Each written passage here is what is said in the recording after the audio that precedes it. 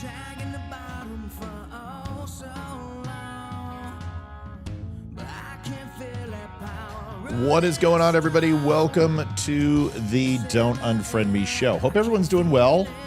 What a crazy Friday. I still have all the old stuff up. Forgot to change that. Don't follow. All those people will not be on tonight. Sorry. My bad. My bad. It was a crazy night. We'll talk about it. We'll recap Friday, the one night only event, where we are as far as getting the new studio. Everything's in motion, getting it ready. We're pretty excited about it. Hope you guys are too. We are going to be on tonight, probably till 9:30 or so. And I am running solo. Got a whole bunch to talk about. Talk about Hillary Rodham Clinton and Sanger, a little history. Joe and his cancer, the Afghanistan leak, the Takedown Act, Comey, Epstein, FBI, boat wreck, the whole thing. We're going to go into a bunch of stuff. We hope that you stick around and join us. We would love to have you. Please do. And know that our nightly goal is back up again at $300 tonight. I know we just raised a bunch, but that's going into the studio, and we are back on trying to raise for the stream. So we'll see you in 3 minutes.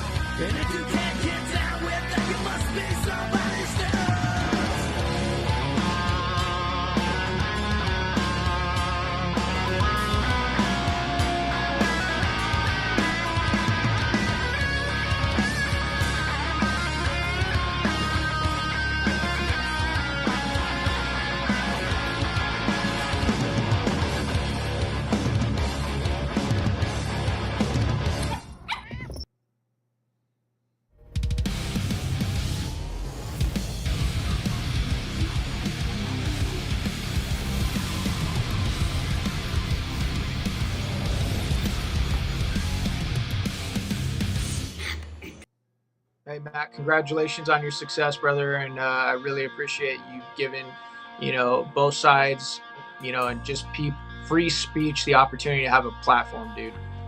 Got it.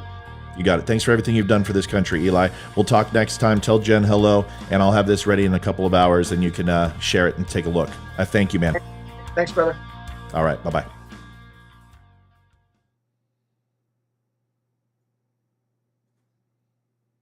Adjusting transmitter output. This is the Don't Unfriend Me show with your hosts, Matt, Leroy, Amy, and Olivia. Geopolitics, military analysis, and election coverage. Coming to you live on all major social media channels at The Dumb Show. Honest, direct, unfiltered. We can agree, we can disagree. Just don't unfriend me. What's going on, everybody? Welcome to the Don't Unfriend Me show. Finally, Facebook is climbing again. We've been sitting at like 239, 600, 700 for like 3 weeks. And we literally got like 35,000 in a period of like 2 months. So Facebook is obviously back to throttling conservative channels. Whatever. We don't care anymore. We had such a great show on Friday. It's hard to be negative. found out that Damani Felder is going to be coming out, which we are so excited about. So he's going to spend some time with us Friday, and he's going to be on the Tim Pool podcast. Go over there and support him. Make sure if you're not following Damani, go do it now. And he's amazing, and we're so excited to meet him and see him in person. And that's what's great about this show. It brings everyone together, and that's what we're talking about. So it's pretty cool. If you have not had a chance to do that, please do.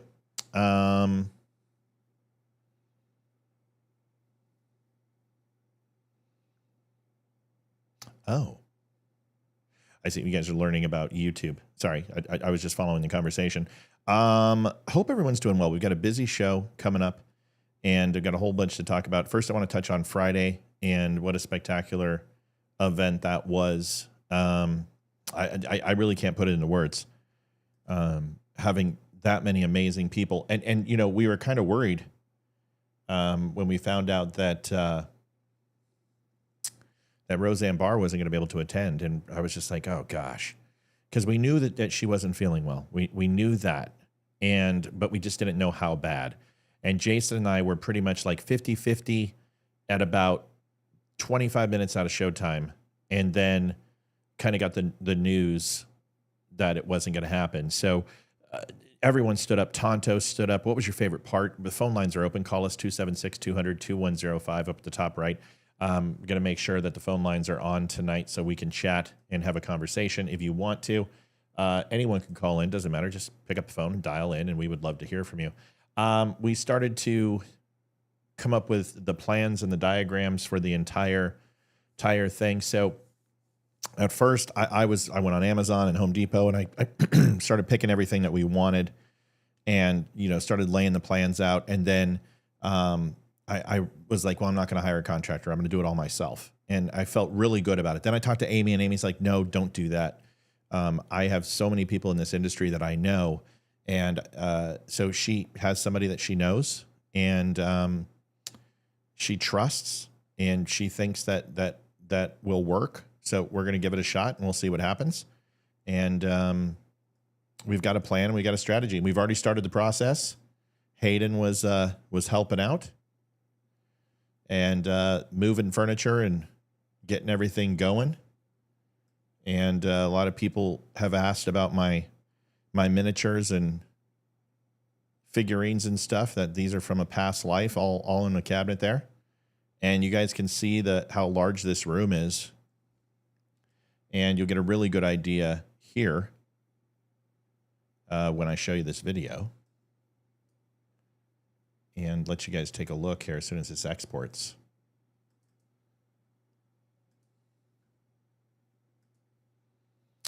So this is kind of where it's at. So if you take a look right here, the whole room is going to be dark slate gray. And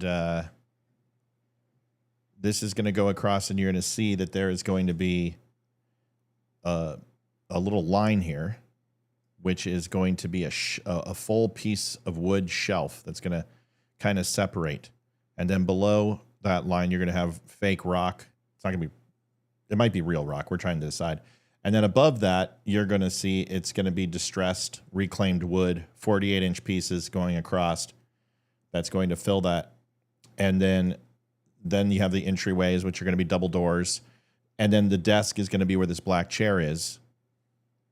And that's going to be a 15-foot desk. So it's going to be able to seat 4 to 5.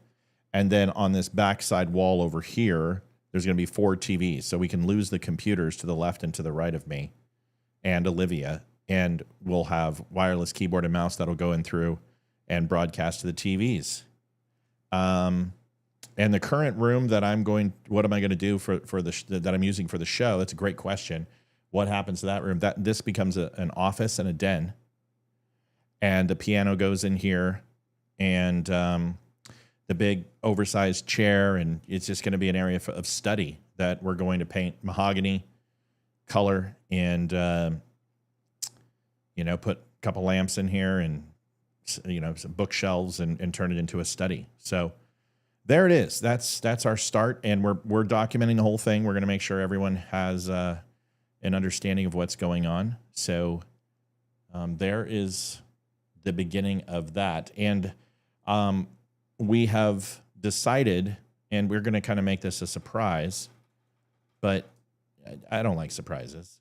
We're going to be doing a plaque, which is going to have everyone who donated that night can get their name on the plaque, and it'll be in dedication to Chuck, and we're going to name it the Chuck Peterson Studio. And on the entryway, we'll have a door that will have this recessed, and this is made by Raymond Trophy Shop, which is Megan, who is my cousin in Bakersfield.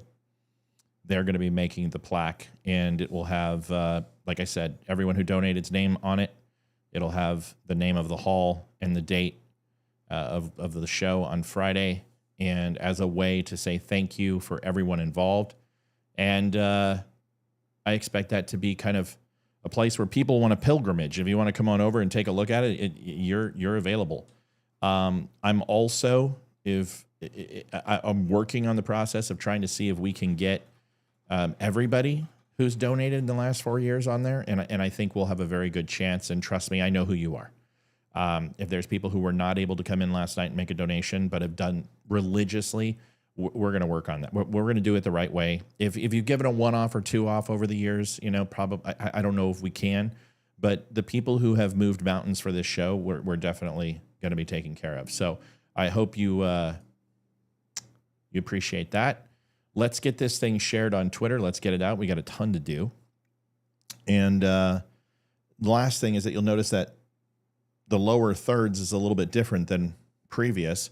I've decided to remove all the ads for the store. And the reason why I removed all the ads for the store is because I feel really comfortable that you guys know where the store is. It's thedumbshow.com. You can get shirts and hats and coffee and books and everything else, and it's fantastic. And we've got a 5-star rating, and I don't feel that we need to continue to advertise as much as we do. Now, we do need to continue to make shirt sales and pay for it. Otherwise, there's no reason for me, because it does cost money each month to have it up. But I'm confident that when you guys want to go buy a shirt, you'll buy a shirt. When you want to get a book, you'll get a book. When you want coffee, you'll get a coffee. So remember thedumbshow.com. And we will maybe start showing product live versus having it splash on the screen every 5 seconds. Caller, who are we talking to? It's Frank, Matt. How are you? It's good, Frank. Let me pump you through here. I don't turn people on until I know who it is. Frank, what's going on, buddy? How are you? I'm doing, brother. Hey, I wanted to thank you for Friday night. I mean, that was by far the best show you've ever put on, and you guys did an awesome job. It was fun. It was a good time. It was definitely emotional. The ending I wasn't expecting, Yeah, it brought tears to my eyes. Yeah, it definitely hit, but in a good way. It was just it was bittersweet. It was really exciting. It was really exciting to see where we were and what we got to, but then you also are kind of like, it's not good news either. So it was emotional, but I think it was all worth it, and it was a good time. So. I'm glad you liked it. What was your favorite part? Who was the best draw in your opinion? Tonto was amazing. Yeah, wasn't I he? mean, they were all in their own way extremely amazing. Mm-hmm. But the part with Chuck was the part that I think got me the most. And that is the reason why I called, because I may have something that I think could help him. I don't know, but I needed to relay this to you in order to let you know, and it's as short as I can, because I know you got probably a bunch of other people want to call. I was watching a Joe Rogan podcast that had Mel Gibson on it. Yeah, the ivermectin. And somewhere, did you see that one? Yeah, I see everything, dude. You know me. Come on. Do you remember what he was talking about? His 4 friends that had stage 4 cancer. Yeah, I do. Yeah, he was talking about the benefits of ivermectin, and then also some Bendazole. Yeah, that's what it was. But he was also talking about Mexico and how there's some herbal remedies that also he would recommend. Yeah, I remember it. Yeah. Yeah. I don't know. I pray to God, because Chuck is in my prayers now, but I pray to God that maybe that would help him somehow. I'm not a doctor, so I don't know where to tell him to go to look into that treatment, but I'm really hoping that that would be something that could possibly, if not put him into remission, cure him completely. Yeah, I just got off the phone with Megan in Bakersfield, and she's like my favorite person on the planet, like one of them. I mean, seriously, I love that lady more than just about anybody, and the reason why is because we think alike, and it doesn't matter whether I talk to her a year or talk to her in 3 days. We always just have a good time on the phone, and so when she called, or when I called her, I wanted to get an update on R3 because she's R3's mom, and just was thinking about him and wanted to make sure that he's doing okay. And he most assuredly is doing really well. Good to hear. And the thing about cancer is that, it isn't what it once was. But the problem is that when it's bad, and I wish I could say something more inspiring than that, but that's all I got. When it's bad, it's bad. So I have to take You're Chuck. speaking the truth. This is what it is. Yeah. Yeah. And I've got to take Chuck at his word that it sounds like the one thing I know about Chuck that I at least have gleaned from him is that the man does not resemble a quitter, number one. And the second thing is that he unequivocally loves his wife more than just about anything in the world. And I could hear that in his interactions.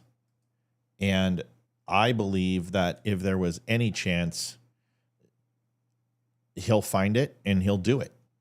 But I also think it's great to have advice, and as a community, everyone work together and see if we can, have a communal response to this thing and use best practices to possibly find an alternative other than the conventional method of nuking yourself with radiation, Exactly. And look, I didn't go through anything near as bad as Chuck did, but back in 2013, I think it was, I had a bunch of blood clots in my leg, and they went south.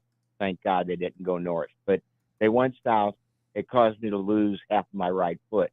And it was what I learned from that whole experience was the power of positive thinking. I didn't go on thinking, oh, poor me, I'm going to lose the toes on my foot.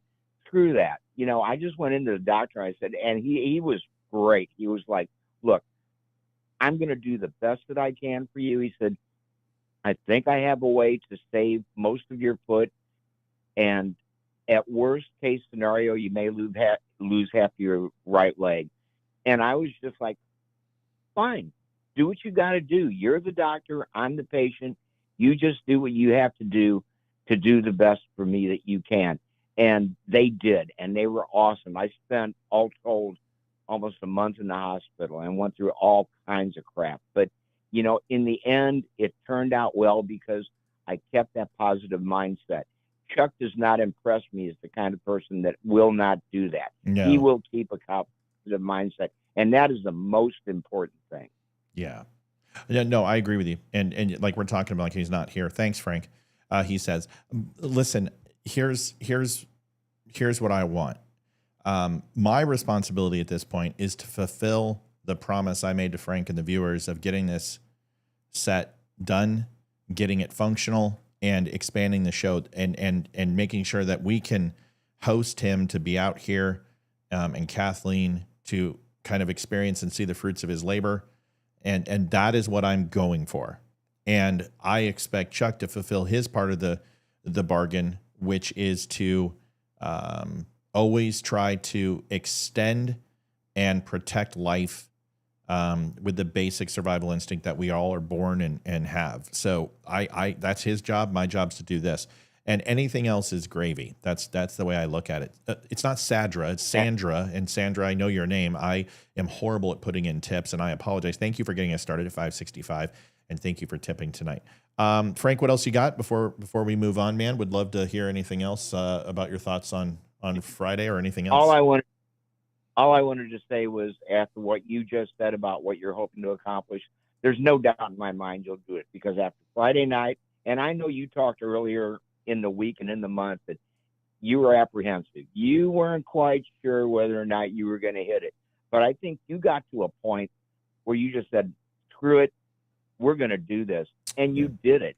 You achieved your goal. And I'm so proud of you. Thanks, you know, buddy. I have 3 sons that are about your age. Mhm. So I damn near consider you another son. Oh, well, I appreciate But it. I admire you so much and for what you've accomplished. And it's like I sent you an email Saturday. I don't know if you got it. Or I read had it. a chance to I read every word. I always do. I don't always respond, but I always read every word. Because sometimes, like there's times when you get an email and nothing else needs to be said, because everything that was there, that's, in my opinion, when you hit that mark and you hit that level of success, you leave it there. And I felt like the email encapsulated everything that was what I would say about it. And I appreciate the comments you did make. So I don't know. To me, that some people might find that to be rude. I don't. Like, if you send something to me and you don't get a reply back, usually it's because there was nothing that needed to be said. And now if someone asks a question, of course I'm like, okay, hey, here's the answer. But I agree with everything you said. I thought it was a magical night. I thought it was an amazing night. The massive storm we had before, I for sure was going to shut us down. The struggles that we had beforehand, which we had quite a few, with guests and things not lining up, and it just all worked out. And that's what I've learned. You got to kind of do is just throw caution to the wind. If you get it, great. If you don't, also great. You know what I mean? Yeah, I know exactly what you mean. And one thing I have learned in my almost 74 years, because in June I will turn 74, is that God always sends you these little trials and tribulations and little struggles. He's wanting to see how you handle it. And you seem to handle things. Man, I know your whole story. I mean, I can damn near recite it verbatim, but yeah. I know what you've been through. And you've always seemed to come out ahead of the situation. And it's one of the things that I admire and respect about you. And I'm sure everybody else that's listening right now feels the same way. I feel like I'm speaking for all of them. So, whether they say it or not is irrelevant. I just wanted you to know how I felt. And I'm glad you read the email, and I meant every word of it. I appreciate you, buddy. You're always welcome to call in, as always. And thank you very, very much, man. I appreciate you. I appreciate you more, believe it or not. Well, but, we'll see about that. You helped out tremendously that night. If it wasn't for you and many others, we wouldn't have hit it. So thank you, Frankie. Appreciate you. Well, I can't tell you that it wasn't a struggle, but you know what? It was something I felt like I had to do. It's just I had to get you over the edge, and whatever I could do, whether or not, it doesn't matter. And to quote Mel, whatever.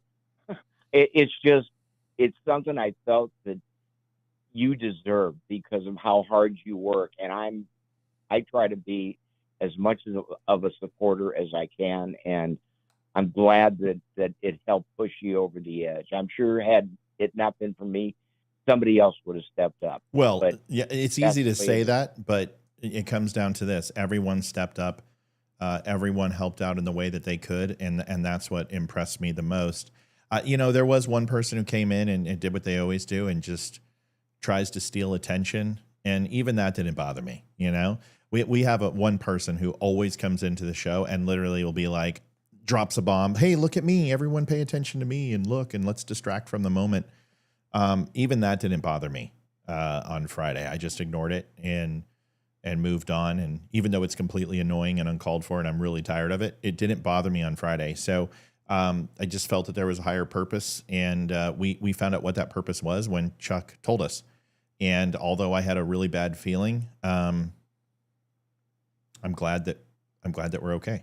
I'm glad that everybody had a good night, and now we can focus on getting these numbers back up and having Facebook stop throttling us. That would be nice. So that's where I've seen how much you matured, because I've noticed that now you deal with the gripers a lot better. You handle them so much more maturely, where in the past, it's not that you weren't mature, but you ate their ass out, which they deserve. and I loved every minute of it. Don't get me wrong.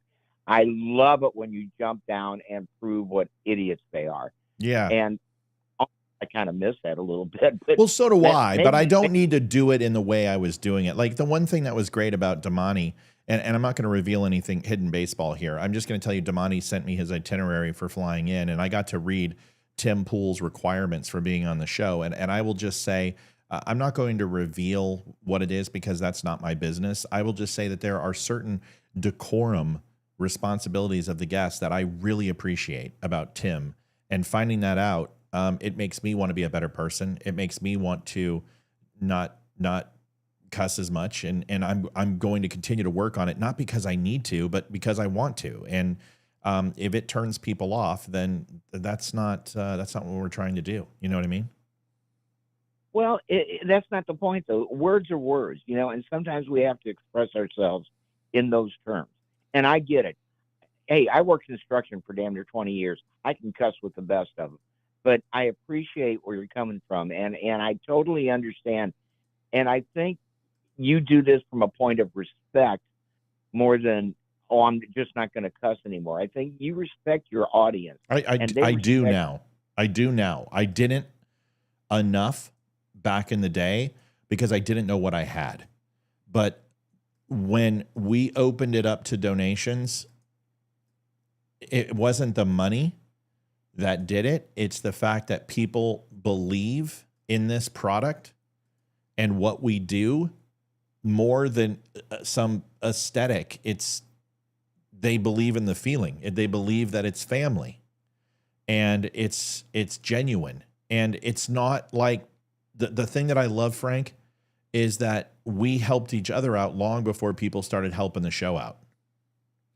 And whether it was talking on the phone and talking people off the cliff or whatever it was, we always were here for each other. And to me, that's more important than just about anything. So I had to learn not to take things as personal. And even though I still do, I still think there's a way to say, you know what, I disagree with you vehemently, but I'm not going to sit here and belittle you to a point where you can't stand up after the conversation or you want to punch me in the teeth. So that's something I have to grow on and realize that the viewers aren't my enemy. And I treated them that way from time to time because I wasn't able to understand their importance to the show. And that's my own fault. That's my own inequity, but it's something I learned, and thank God that I did, because if I didn't, I don't know if we'd be as successful as we are right now. Well, I think the reason that you're successful as you are right now is that people understand you're a big man with a big heart, and that you can accept things, and that you can take things into your heart. And yes, sometimes people are they're gonna troll you, just to be able to troll you and get a rise out of you. And you are smart enough to not let the certain amount of those people do that. You know when to fire back, and you know when to shut the fuck up and just let them do what they're going to do.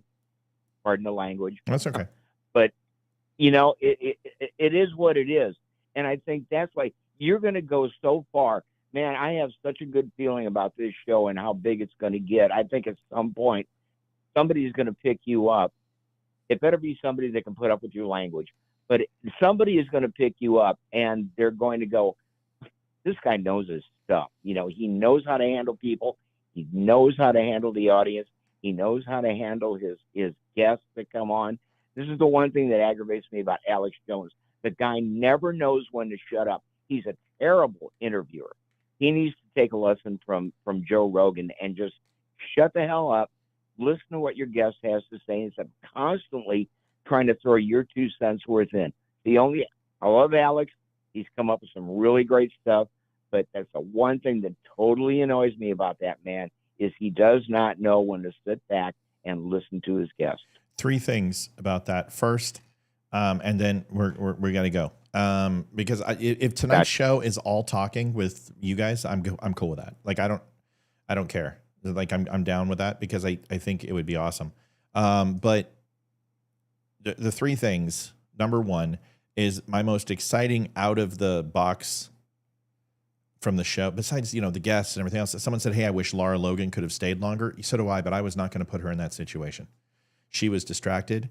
She was in a parking garage. She's in Washington, D.C. It is dangerous. And I literally was not even listening to her. I don't know what she said. I was watching her 6 every second and clocking. Like, I punched the clock when she was there. And I was just watching. Gotcha. And I was going to scream at her, turn around, whatever, ready to call 911, because that scared the living shit out of me. And for what that woman's been through, her brave, like the way how brave she was to be able to go do that, it's just a testament to her. But I wasn't going to let her stay on. That's why I was like, when she hopped in her car, I was going to say, lock the doors. I was like, screw that. We're going to let you go. And it was more important. It was more important to me to let her go than have her on. Yeah, I get it. I was worried about her safety too, because I saw her walking through that garage and I was like, oh shit. I kept looking in back of her and looking to the side. Me going, too. It's just, that's me. I'm like you, man. Watch the video and you see me on my phone, and I had 911 punched in. So you'll see me grab the phone and I'll see me do this. And I punched 911 on the phone and just ready to hit it, because I don't know. And that's just the way I think. So that's why I was like, I cut it short. And a lot of people maybe not understood why I let her go. That's why. And second, she was at a ball, and she was 10 minutes into the interview already. And I'm like, I'm not going to make her go home. What a long day. I don't know, man. I had to cut it. So here's the other two things. But one of the first things I didn't mention was Damani Felder. I am so happy that he's going on Tim Pool. And honestly, there is not a twinge of jealousy at all. And I can be pretty territorial sometimes. But the one thing that I've learned over the years is that I don't believe in protecting your audience from other people just on the live show, because our numbers get hurt so bad. But I have no problem promoting other people. And Damani, him going on Tim Pool is amazing. And he deserves it. He earns it. They probably look at me and go, this guy can't possibly come on to Tim Pool. It's interesting. They let Fuentes and Ye on there. But it doesn't matter. The point is that he has a presence that will speak so well for the conservative movement. And he's such a brain. I'm just over the moon excited for him that he's I don't know if Tim can handle him. Oh, Tim can handle him. Because Damani's not that way. Damani isn't designed. You don't have to handle Damani. Your lack of intelligence, you'll handle yourself. If you... That's the point I was trying to make. Well, Tim Pool's not stupid, but if Tim tries to debate Damani, he's going to get his ass handed to him. And he's not going to. That's the other point I was trying to make. Yeah, he's not going to debate Damani. Tim Pool does not have the ability to debate Damani, because Damani does not... Damani is like myself, and I think Damani is much better than I am, but Damani does not have the ability to use the mainstream media for a crutch. And Tim Pool very much gets his information from various sources. Damani gets his information from processing the sources and coming up with an educated opinion based on facts. There's a very big difference. Correct. Totally agree. I was really stoked about Tamara, Olivia's mom, donating. That meant a great deal to me. That was awesome. She's a good woman, and that was awesome. And then Tonto. Let me tell you about Tonto. So Tonto emails me right after the show, and he thanks me for coming on. And I'm like, wow. I'm like, what? So I write him back and I'm like, dude, are you kidding me? You're like, if there's somebody I look up to, you're one of them, right? It's like, Tonto is a huge person, just someone who absolutely I love. And Ollie North is another, and there's a couple of others, but and then do you know what he said? I just sent him and I said, and by the way, I just wanted to thank you for the way you treated my son. The way you treated my son was incredible. And the fact that you stopped everything just to show him some love and respect meant the world to me. And he's like, well, that's absolutely fine. It was my pleasure. By the way, send me his shirt size. And do you think he would like some of my books? autographed? Would he like the Benghazi book autographed? And I'm like, dude, yes, he would. And he goes, oh, and and tell Chuck that I got him an autograph book too. And I'm not T.S. Dixon. I'm not that good, but I'm going to send him if he wants one. And I'm not as ostentatious to think that he does, but if he wants an autograph book, I'll send him one too. And today he followed up and he's like, I need the addresses to send these books. I said, send them to my house and I'll give it to Chuck when he gets here. And that was it. And what I love is he didn't ask me. He didn't say, do you want one? He didn't say a word. And honestly, I don't care because the people I want taken care of are going to be taken care of. And the fact that he did that was just incredible. So, Chuck, I need your shirt size. Send it to me so I can get you taken care of. That's it. He is an amazing man. I mean, what he has been through and his experiences and for him to have those kind of feelings and to be able to worry more about other people than himself or what people think about him, such respect. I can't tell you the amount of respect I have for that guy. Here's a funny thing, Matt. I'd never heard of him before this show was going to come on Friday really? night, and I heard you play. Really? I had no idea who he was. That's so hard to believe. And, and maybe it's just because I'm military. I think, and I'm not close to, but I'm close enough to his era, although I wasn't in at the time, I'm close enough to his era. And, I remember the stories and it was an ISR gaffe. So of course, intelligence people are going to look at that and say, where did we fuck up at or screw up? Sorry, pardon my language. But, it was amazing. And, the fact that he did that. So another thing is, Chuck, the saying that Kathleen told us, and it was bigger, better. I can't remember what it was. Give me the quote again. I had it. I just wrote it down and sent it to Megan. But we're going to be making shirts of that quote because we loved it so much, and we're going to be making shirts of that. So to Chuck, yes, you can have an autograph, whatever you want in the show. Let me know. Yes, you can have whatever size you want. Just tell me. And yes, I'm going to get an autograph book by T.S. Dixon and Tonto for you. And we'll have that here when you come out. Well, the thing with Benghazi is you never would have heard of Tonto. I mean, because they were not going to propagandize the good things that went down. They just, you know what I'm trying to say? Well, they did a movie on it. I mean, Michael Bay did an entire movie. Not Michael Bay. Yeah, it was Bay. They did it. Yeah, it was Bay. Yeah, it was Bay, and then the other guy who does military movies, I can't remember his name. But if you have not watched 13 Hours, you need to watch 13 Hours. That bigger, I will. Bigger, better, faster, more. Yes.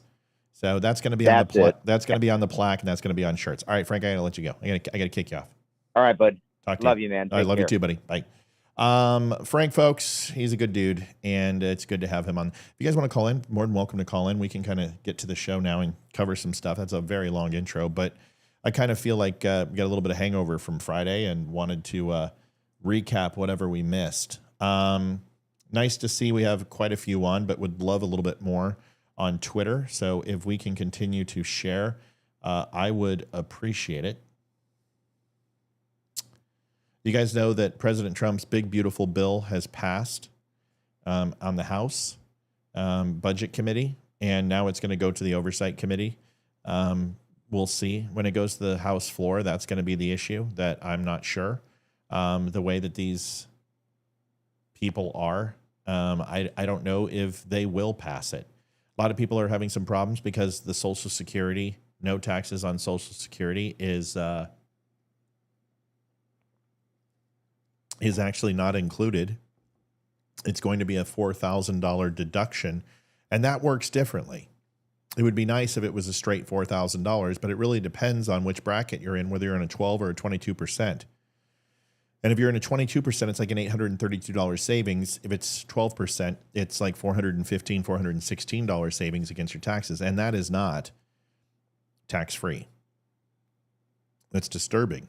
So, where we go from here is going to be dependent upon Republicans. And, selfishly, tax on tips helps me. I mean, that's probably going to be $100,000, $120,000, $150,000 for this show if things keep up and continue the way they do. that we don't have to pay taxes on. And the problem is that you have to pay almost 40% taxes on. Now that just changes everything. If we don't have to pay taxes on that, that completely revolutionizes this show.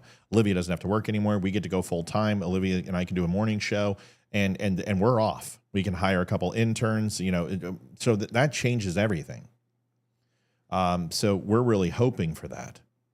But a lot of people are upset because no tax on Social Security. And that doesn't surprise me, considering that the elderly, 65 and over, are a very large portion of our country. And although I don't agree that you should tax Social Security, in fact, I think taxes are theft in so many different ways. And I don't think they should. It would surprise me that revenue isn't going to be replaced and would really offset the debt even more.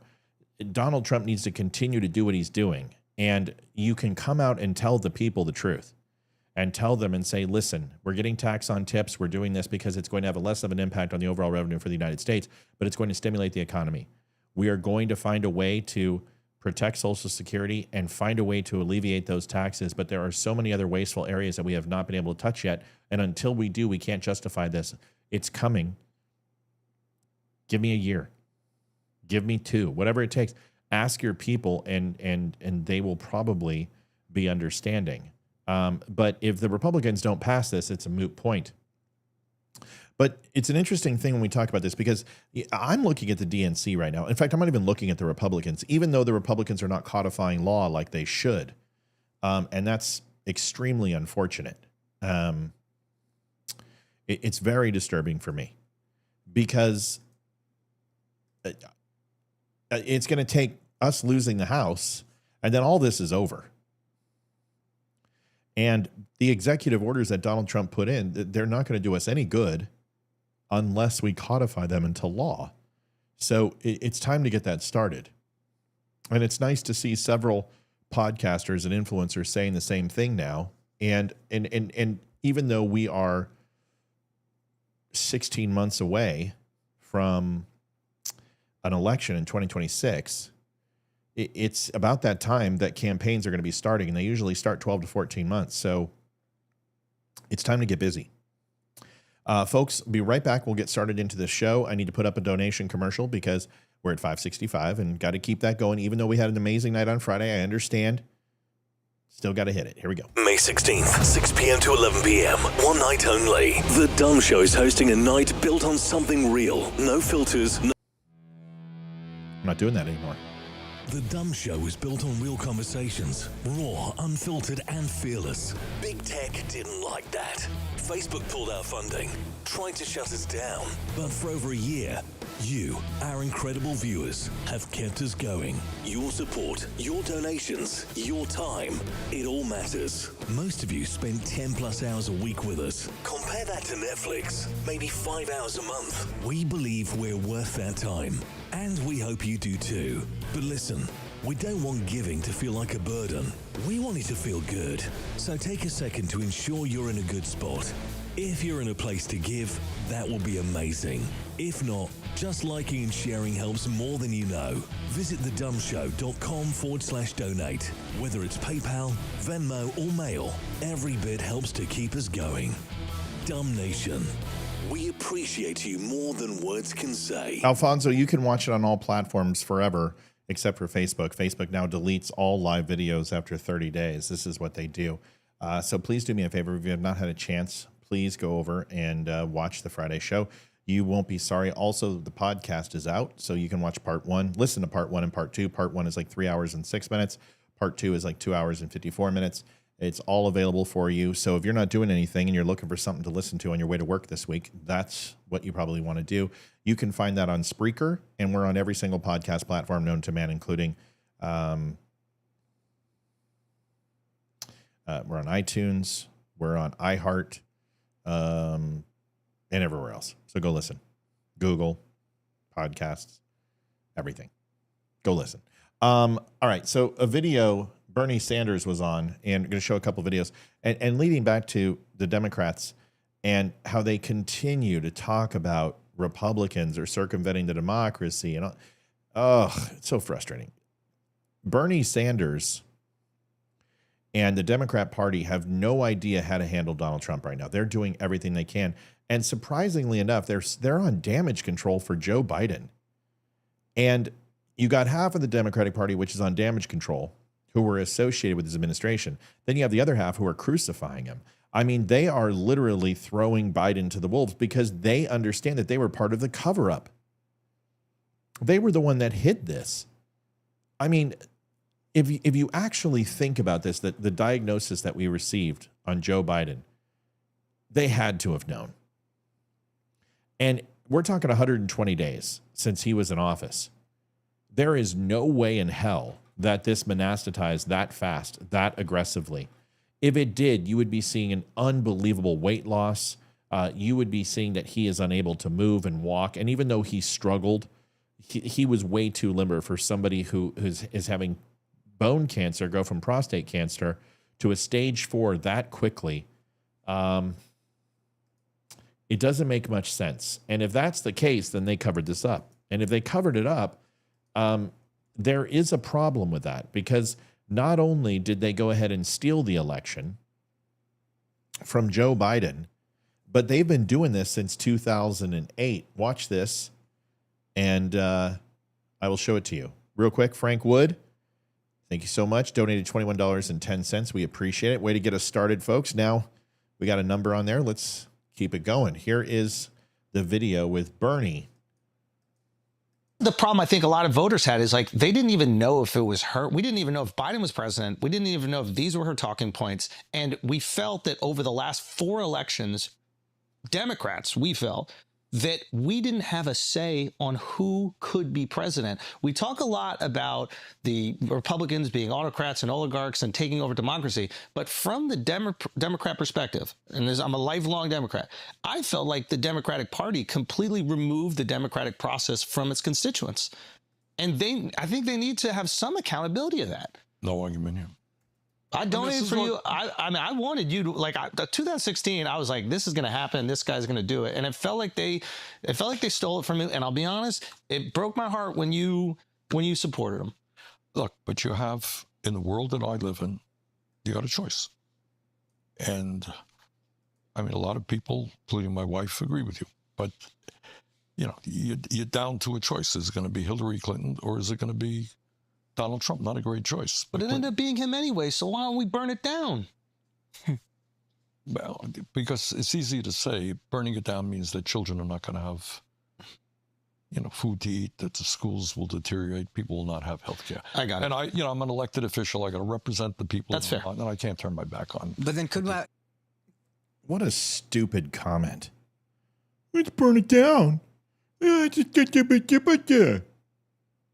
John Stillwell, Friday, so much to say about the teamwork under pressure was impressive. $25, John Stillwell. Thank you, man. It was awesome. I also missed Frank's message, and I apologize. Frank said, you are family and also the Rumble dummies. So Frank, thank you for saying that. We appreciate it, and you are most assuredly welcome. Burn what down? What do you want to burn down? The DNC? I'm a lifelong Democrat, and let's just burn it down. It's your party that's doing this.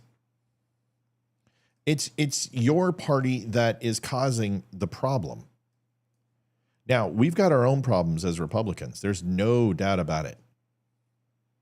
But you're sitting here saying, I'm a lifelong Democrat, and then you're upset that they stole it from Bernie Sanders. You're upset that they stole it from Pete Buttigieg. You're upset that they stole it from Joe Biden. You can go all the way back to 2008. This isn't just about a few candidates. This is the DNC literally no longer believing in the electoral process of this country and this republic. It's an autocracy. And for us to sit here and pretend that this somehow needs to destroy all of Washington. Now, if you want to say burn it down for Washington when it comes to overall spending and political action committees and, you know, funding other nations the way we do and wasting money and the fraud. Okay, I get it. Karen says it's an oligarchy. Yeah. But to sit here and say to Bernie Sanders, well, let's burn it all down. And then Bernie goes, oh, we can't do that because the starving children and the kids not getting an education. Why? So we can continue to make sure that kids are starving and they don't have an education? Do they understand that the illiteracy rate in this nation for a developed nation, in the top 50 most developed nations in the country, that we're like dead last? I think we're 48. In so many different numbers. I don't even know if we break the top 15 anymore for math, science, reading, etc. But when you want to look at in just mortality rate for unborn children is one of the worst in any civilized country. You want to take a look at literacy rate. You want to take a look at child hunger. These things are astronomically high. So what are you talking about? Government isn't responsible and shouldn't be responsible for education. Government should not be responsible for, sorry, I got to check the cameras. Nobody's home. And if I got a warning, I got to check it.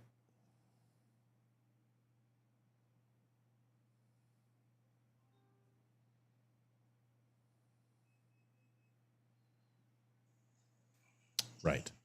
We're good. So if we're going to sit here and worry and pretend that we somehow have to save the starving children and the educational system, and we need to save them, then maybe what we should do is actually consider what this guy's saying, which is burning it down. More importantly, what we should do is limit the role of government inside of our lives when it comes to education. Limit the government in our lives when it comes to all types of influence, from our constitutional rights, from our family values, to our theological beliefs, to the moral imperatives that help us identify who is a part of our tribe and who isn't. All of these things are important. And the government should have zero role in any of them. But that doesn't seem to be the case, because what the Democrat Party wants is more influence over you. I mean, they say it in everything that they do. And they do it under the guise of the children or democracy. But tell me, 67 million aborted babies doesn't seem to be in it for the children. When Virginia is trying to pass third trimester abortion this upcoming election, and they are in my own state, that seems antithetical to family values. When you're trying to ban firearms and trying to ban the sale of ammunition, that seems to be antithetical to the Second Amendment. When you're supporting freedom of speech when you're not exercising freedom of speech, when you're going and attacking freedom of speech by limiting what people can say, by limiting their overall ability to use platforms like social media, because the days of the telephone and the printing press are over. We should be expanding freedom rights of especially speech, not limiting them. And we can look at the 10th Amendment and look at the reserve powers to the states. Limiting the 10th Amendment of the United States is the reserve powers to the states. And it's designed to expand the rights of you and me, not to limit them. And that's what the federal government it wants to do. So you can sit here and pretend that Democrats are looking to protect your freedoms and protect your rights. But that's not, they're saying it, but they're not doing it. Their actions say something completely different. It's something to think about. And this isn't the first time we've heard this. If you want to know who Democrats are, then just simply look at the Democratic leader of this party. And you can sit here, they want to shift to AOC and they want to tell you it's AOC. It's this man. He's the leader of the Democratic Party. It's no longer Obama. It's not Bill Clinton. It's the former president of the United States, 120 days cold. It's Joe Biden. Just because you removed him, just because you removed him from power and usurped the power without executing the 25th Amendment or the 14th Amendment, but you actually circumvented the will of the people by forcing him out, threatening him out, and then installing Kamala Harris as the nominee. This is the leader of your party. and listen to the leader of your party. You may have forgotten. I haven't. Here it is. My message to unvaccinated Americans is this. What more is there to wait for? What more do you need to see? We've made vaccinations free, safe, and convenient. The vaccine has FDA approval. Over 200 million Americans have gotten at least one shot. We've been patient, but our patience is wearing thin. My message to unvaccinated. It's interesting. My patience is wearing thin. Well, what does that mean? Because that sounds like an ultimatum. That sounds like a veiled threat. Do it or else. Joe Biden is the leader of the Democrat National Convention. He is the leader of their party. That's just the way this works until you assign someone else. But we don't know who that is. It should fall to the speaker, but they don't have that anymore. It used to be Nancy Pelosi, but she's the one, her and Chuck Schumer, the one who got Joe Biden ousted. So obviously still has power, not as speaker anymore. It should be Hakeem Jeffries, the minority leader. Who is it?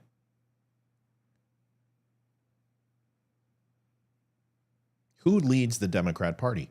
Is there some hidden, unknown source that we haven't seen? Is it Bernie Sanders or AOC? Is it the squad? Is it Obama? Or is it the political fat cats like George Soros who are pulling the strings? Are these the ones who are giving the marching orders to the media that's shitting themselves right now? Because the media is pretending that they had no idea about Joe Biden's condition. They had no idea. We didn't know. We didn't know. How could we have known it was cancer of the prostate? The media's cameras don't go that far. But you denied his cognitive abilities. You denied that he openly admitted 3 years ago that he had several different surgeries for skin cancers.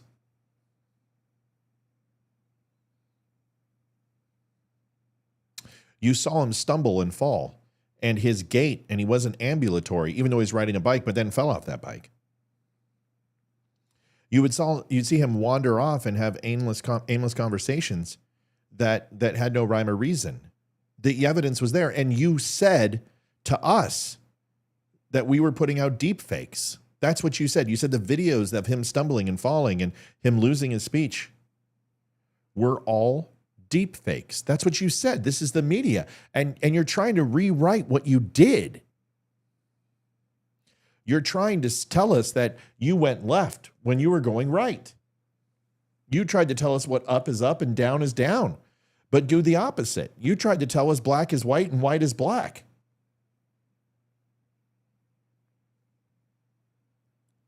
You covered up. You are complicit in this deceit.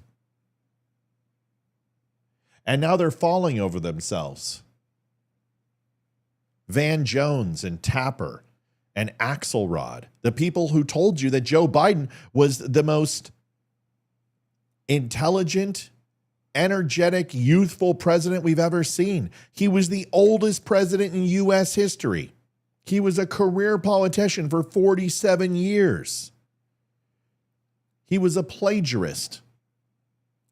He is a criminal. He has gotten rich off the backs of Americans. He lied. He stood up on a pulpit with red falcons and should have been swastikas behind him as he labeled all people who were Trump supporters as fascist and swastika-bearing Nazis and white supremacists and extremists and parents who were concerned about what their kids were learning as domestic terrorists. Don't you? I remember all of this. Why don't you? And the media were complicit. The media posted him up as the great white hope, the savior of the Democratic Party. You lied. You were all culpable. You told us he was fine, and you said we were making it up. You banned our pages when we went ahead and talked about Hunter Biden. When we mentioned COVID, you put blocks on us and took our monies away, where I have to ask people who watch the show to please donate, because if we don't, we can't survive. making $15,000 a month on Facebook, never asking for a dime for 3 years. Now, in order to stay on this platform, I have to pay for this platform.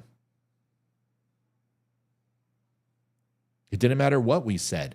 If we mentioned the word COVID, we were banned.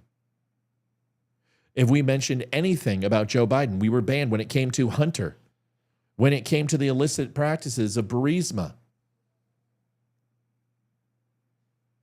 The media is not your friend. They are trying to cover their asses now because there is going to be hell to pay when it comes to this, because what we're finding out is that we were lied to by the Republicans as well, as Dan Bongino and Kash Patel, the great saviors of the FBI, are telling us that Epstein now didn't kill himself. And there was nothing nefarious about the Trump assassinations. But they sat on their shows and told us that that isn't true, that Ukraine was involved. They told us that this was a psyop and that the CIA was involved.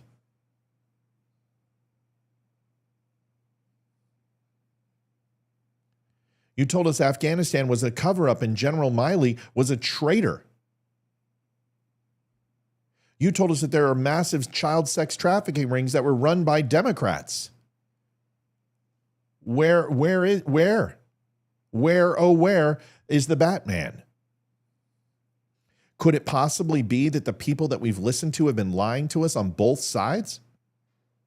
That the people that we listen to have been playing us against each other? Is that possible? Are we willing to listen to it yet? That there was no stolen election, even though they said they had evidence? Where's the evidence? That they said J6 was all about FBI plants and set up by Nancy Pelosi? Where is it? They've been there long enough. Why are Kash Patel and Dan Bongino saying that Epstein didn't kill himself? We've seen the evidence. Everything's fine. But so it's one of two things. One is that they're lying and they're a part of the deep state, or two, they were lying when they said that this massive amount of evidence was going to be exposed when we can't find anything. Nobody's getting arrested. Nobody's going to jail. Where is this deep state? Where are the arrests? Where's the cleanup? What are we waiting for? This is just like the stolen election. And everyone said, well, just have faith, trust the plan. Donald Trump's coming back. He's going to be put back. He's in Guantanamo and he's having military tribunals. And there wasn't 21 gun salute. So therefore he's the president still. Remember? Maybe you've been lied to. And maybe our side's been doing plenty of lying too.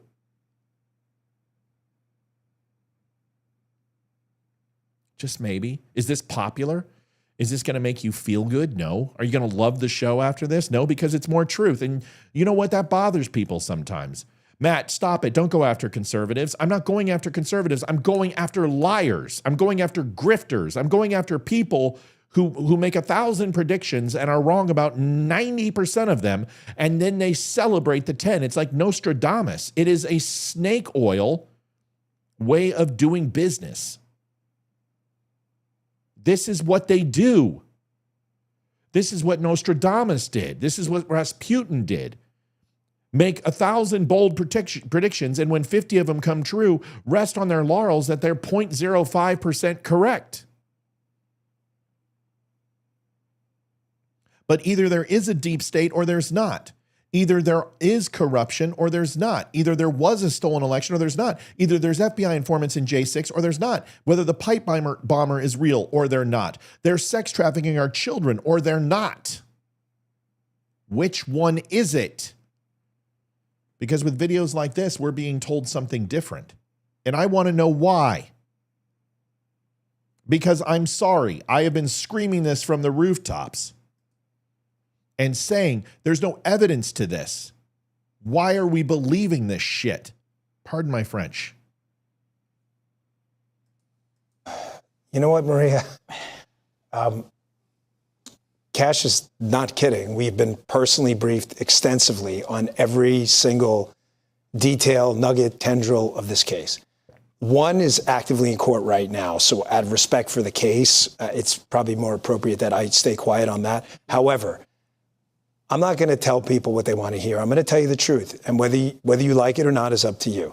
If there was a big explosive there, right? Given my history as a Secret Service agent, and my personal friendship as a director does with the president, give me one logical, sensible reason we would not have. If you can think of one, there isn't. You're correct. And Dan and I completely agree. If there was evidence, why would you wait? That is what you're trying to say is all those years I spent on my podcast, I was deceiving you and I was wrong. I trusted the wrong sources is another thing to say. And although I wasn't intentionally deceiving you, I listened to things that I shouldn't have. And now that I am here and I take this oath seriously, there's a level of dedication that I have to bring you the truth. But first, I want to apologize to people who I said these things happened. This damaged people. This has created untrust in our government. This has created a destabilized country. And I'm a part of that. And I want to apologize. Or are we going to sit here and say Dan Bongino, and I love him, and I am one of the biggest Dan Bongino fans. Like Tonto and Bongino and Ollie North are like three of my top. But I am still going to call him out. If he was sitting here, I'd challenge him. Dude, we did shows that were almost exactly the same. You and I had very similar opinions. The difference is I didn't say the things you said about the assassination. I didn't say the things you said about J6. I didn't say the things you said about the election. I didn't say the things that you said about child sex trafficking. I didn't say the things you said about Joe Biden. I replied to what you said, and I challenged it because of the lack of evidence, or let's wait and see. What happened to the Dan Bongino? Let's wait 24 hours. It's been 100 days, 120 days for Kash Patel. It's been at least 60 days for Dan. Let's go. Isn't there, in some of these cases, the there you're looking for is not there. And I know people, I get it. I understand. It's not there. If it was there, we would have told you. You know what, Maria? So there's one. So now the comments of a big conspiracy with Ukraine, lie. Wasn't true. These were just two lone nuts. No matter that the guy worked with the CIA, no matter that he'd been arrested 72 times, no matter that he'd been over Ukraine, no matter that he was recruiting, no matter that he was setting up Twitter accounts and literally botting every celebrity and every political commentator trying to gain attention. No matter of the weapon systems that he bought, no matter the experience he had setting up a blind with ceramic tile and understand shot trajectory and understanding everything else, having an escape plan, having an exodus plan, all the things that this guy did, he was a lone nut. It's all a lie. Never, it's not important. Don't look over here. We were wrong. Trust us. We've seen the evidence. Well, I thought you were there to release the evidence. I thought you were there to show us the evidence. I thought you were there to expose the corruption of the deep state, not tell us that everything's okay, not telling us like a fart in a car that what we're smelling is nothing important. Because then you get this. I can show you tweet after tweet from Bongino and Patel about Epstein not killing himself and jokes. I can show you podcast episodes where they lay the breadcrumbs to lead you down a path to assume that these things are true. Coming to Congress. You said Jeffrey Epstein committed suicide. People don't believe it. Well, I mean, listen, they have a right to their opinion, but as someone who has worked as a public defender, as a prosecutor, who's been in that prison system, who's been in the Metropolitan Detention Center, who's been in segregated housing, you know a suicide when you see one, and that's what that was. He killed himself. You want me to? I've seen the whole file. He killed himself. I know. Show us the file. Why can't we see the file? Why can't we see the video? Why can't we understand the autopsy reports? Why can't we look at the overall pictures of the ears that are at different heights? Why can't we put these things to rest? Why can't you hold a press conference demonstrating that the information that even you two put out was wrong? Because I've done it. I've already proved you wrong. But you told us that we were wrong. You told us that we weren't correct. So viewers left the show because they believed you that the election was stolen. They believed you that Epstein didn't kill himself. They believed you about all the children, 330,000 that were sex trafficked. They believed you at the pedophiles in Washington, the blood drinkers, the Andrew Cuomo, all of this, people that you put on for clicks that gave you the seat that you sit in, and now you're telling us that it's not true. This wasn't the agreement. This isn't what we put you there for. We put you there to expose the truth. And all you're doing is espousing the lies. Espousing the lie that, one, there was nothing there, there is no there, or covering up the lie that is there. Those are the only two options. Because having the good-hearted prostitute, pretty woman story I'm not going to believe you. The hooker with the heart of gold story isn't going to do it for me. You don't get to sit up here and say, now that I've seen the light, I've cleansed my soul clean in the waters of Lake Minnetonka of truth, and I've seen the files, so therefore I am now a convert. I believe. But you left us and you told us that we had all the truth. That's why you're there. To destroy the deep state, to dismantle this, to bring us back to some sort of semblance of a republic.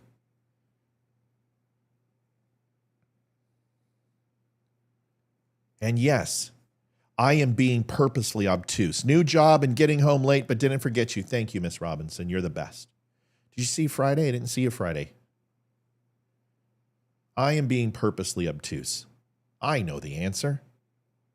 You know I know the answer. You know the answer because you've been watching this show for 4 years and you trust this show no matter how few or how many we may have. You know we're not going to lie to you. I'm not going to do it for clicks. I'm going to tell you what I see. And I'm going to call a spade a spade. I don't care what side of the aisle you're on. Do I love Dan Bongino? Yes. Do I like Kash Patel? I told you about Kash Patel 2 years ago. That he openly lied about Donald Trump's ability to declassify TSI information. And I said that that wasn't true. And I was hesitant about him. But I support him because of his ability, in my opinion, to be an outstanding intelligence professional. And he certainly is now. Because he's towing a line. So what you're saying is everything we thought were all lies. Then get to the things that you were right about. Get to the things you were true about.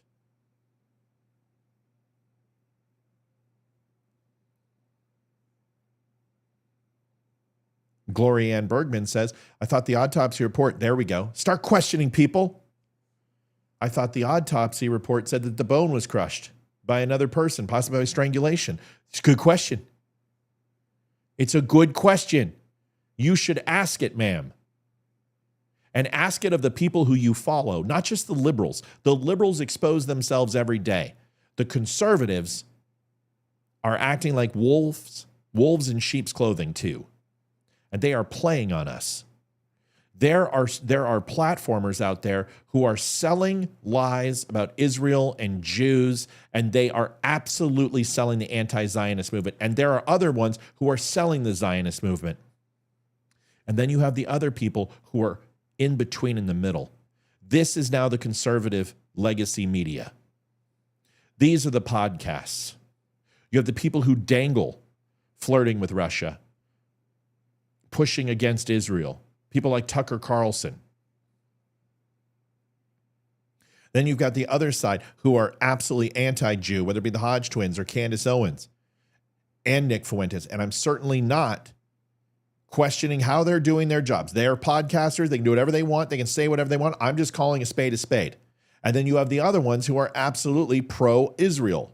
The Zionists, the Daily Wire, Walsh and Shapiro and Peterson. And I'm not judging any of those people. You get to pick whatever side you want to be on. You know what side I'm on? The side of truth. Because they're all spinning it just like CBS and NBC and MSNBC, just like them. And they're spinning it and curtailing it to their narrative so they can make money. And it makes me sick. It makes me absolutely sick.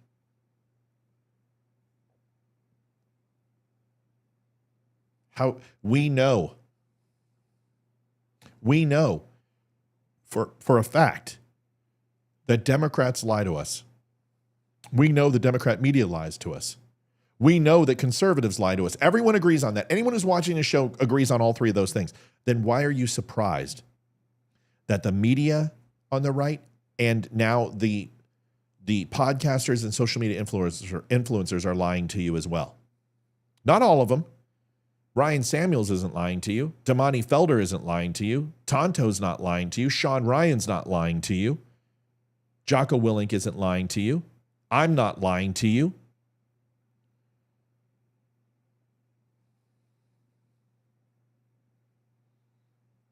There are plenty of people out there telling the truth, but the people who are telling the truth are being drowned out by the people who literally have 18, 19, 20,000 people watching their show, like Benny Johnson, who propagates Kyle O'Keefe.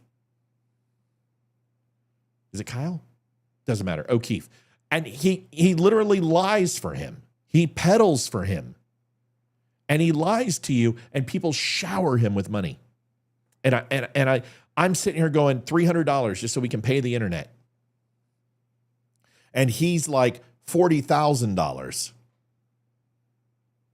a show. Do you know how much he makes? Have you actually looked at the amount of views that Benny Johnson gets on Twitter and Facebook and how he pumps people into his shows? How many tens of thousands of dollars he makes? Why would he tell you the truth? Why would he ever tell you the truth? Why would he ever question the election and saying the narrative isn't real? Why would he ever question the Epstein suicide? Why would he ever question anything that goes against what you believe, what you've been told? James O'Keefe, thank you. Kyle O'Keefe is an announcer for the Colorado Avalanche. I knew. Thank you, Patricia. I'm tired. Why would they ever tell you the truth? I will tell you this, the one thing that I will stand by, that Damani can stand by, that Olivia can stand by, Leroy can stand by, Amy can stand by, Ryan can stand by, anybody who's been on this show, anybody, is that we lose viewers because we tell people what they don't want to hear. I can't tell you how many times I've lost my audience over the election. I have people who openly hate me, who were fans and would give my family the best praises in the world and love what we did, and they will never come back to this show because they knew we were right about the election.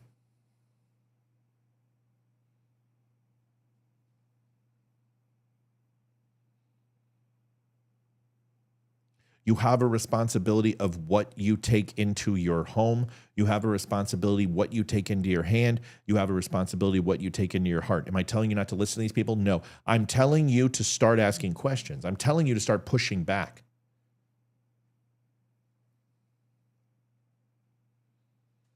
I'm asking you to question the people who you admire the most, because they have the biggest opportunity to lie with you and get away with it.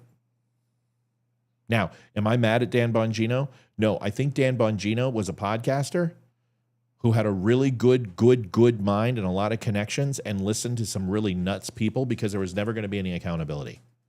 And now that he is assistant deputy director, he knows, I've got to be careful what I say because I am on the largest platform in the world that isn't a podcast and people's lives are at stake.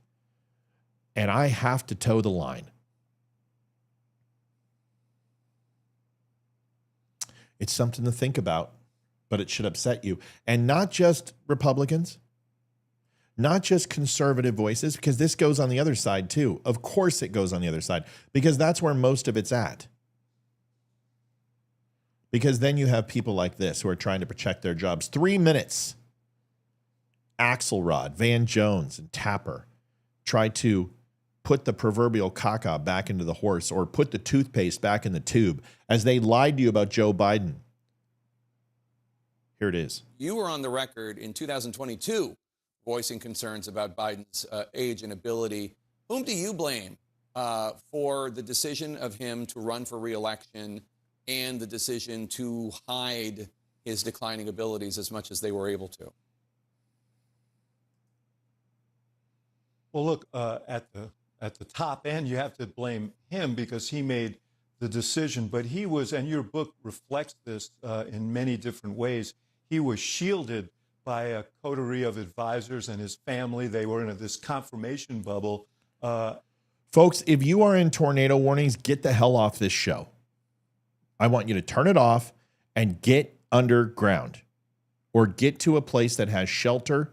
Watching this show is not going to help you. I love you, but you can watch it on repeat. Yes, Rhiannon, get the hell underground. Thank you.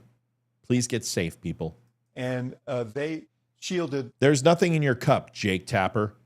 Nothing that I can't stand more than somebody who drinks from a cup that doesn't have anything in it. They tried to shield the world from his decline, and they tried to shield him from his own standing. You did. You sanctimonious.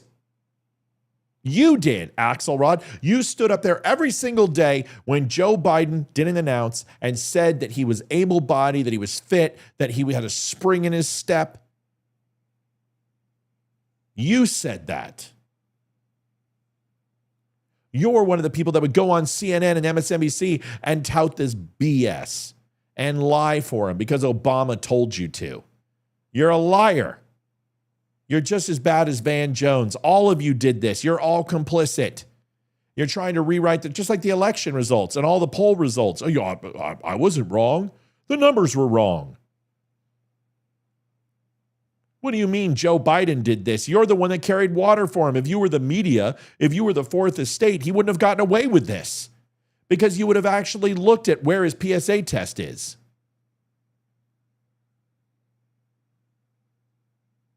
Why did Bill Clinton have one? Why did Obama have two? Why did Donald Trump have his released? Why wasn't Biden's released during his last physical? We know why. Because you knew, they knew.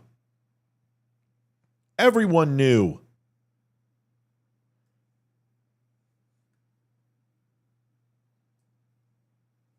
Everyone knew. And you hid it from the American public. Why? Because Orange Man's bad. Because anything is A-OK when Donald Trump is the nominee. You can get away with anything, even assassination attempts. That's okay. As long as Donald Trump doesn't get in office, everything is justified because he's Hitler. And that's why you do it. You scare the public into surrendering their rights. You scare the public from surrendering the privileges of the truth. A bunch of cowards. And his polling numbers and so on. And so at the end of the day, I have to point the finger at the people around him who didn't do him a service by encouraging him to continue. I think it was obvious to the public. It may not have been obvious to a lot of politicians. I actually think it was, but it wasn't politically it wasn't politically wise in their judgment to speak out. But it was obvious to the American people, even before that debate, that the president was just too old. He would have been closer to 90 than 80 if he had won re-election, and he already was showing decline. So I blame the people around him because real loyalty, and it's hard when you work for President Jake to tell them hard truths, but real loyalty demanded that they say, Mr. President, it's just not there and it's not in your interest, and it's better for you, the country, and the Democratic Party if you leave now. Van, I remember how emotional you were in the immediate moments after the June 27th, 2024 debate because of what you saw on the stage. And with all this new reporting coming out, and I should disclose that I gave both of you copies of the book so you would have a little bit more information. Do you feel like you were duped, Van? Like, how do you feel? First, this book is extraordinary. I don't care who you are, left, right, or otherwise. Anybody who cares about this country and about just the dynamics of power, this is the emperor's new clothes playing itself out in real time. Everybody knew, but everyone was afraid to say, except for David Axelrod for 2 years, that something was wrong here. And so, I was shocked. I love Joe Biden. I don't like him. I love him. I got a chance to work with him when I was part of the Obama administration and loved him more every day. I was shocked to see his condition when he came out, and so was the world.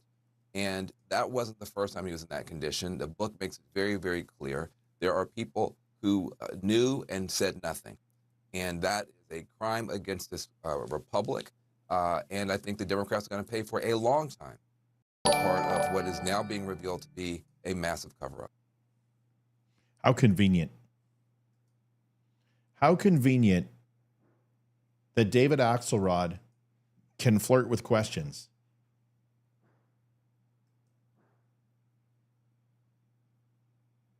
One second, folks.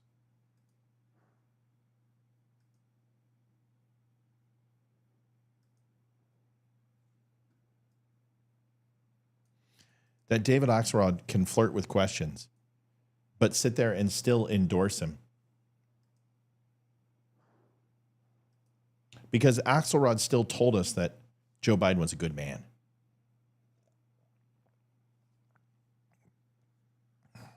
Every single Fox News outlet, every single conservative station, my channel, told you what was wrong with Joe Biden. And they said that we were using deep fakes, that what we were saying wasn't true. What we were saying was a lie. Don't you remember?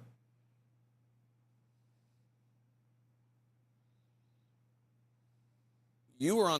These people have absolutely no morals. They will continue to lie. They will continue to carry water because this is how they make money. Folks, billions of dollars pass through these media channels and advertising. Billions. Why would they tell you the truth? Their job isn't to tell you the truth. Their job is to keep you entertained and keep you coming back. That is their job.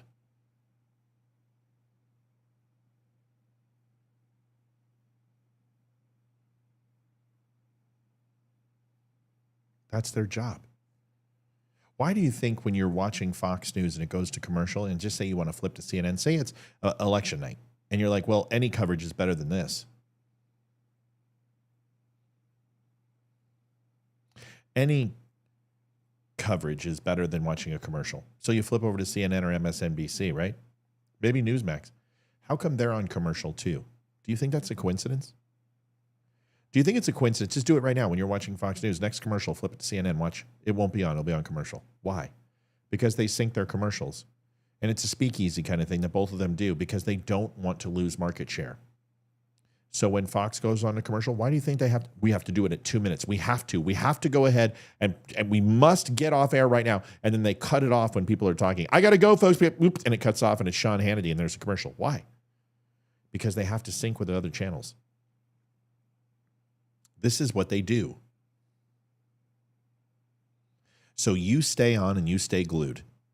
It started with the Gulf War. When I was younger, there was no 24-hour news station ever. What are you kidding me? You had the morning news. You had Good Morning America. You had the local news. Thank you, Joanne Townsend. Appreciate you. Thank you for the donation. You're the best. We're at 170, 175 there, folks. We're almost 66% the way there. Another $29. We'll be at 200, and we are on our way. But there was no eyewitness news. You hit it twice. So, but there was eyewitness news, and that was it. Tell me when to reload.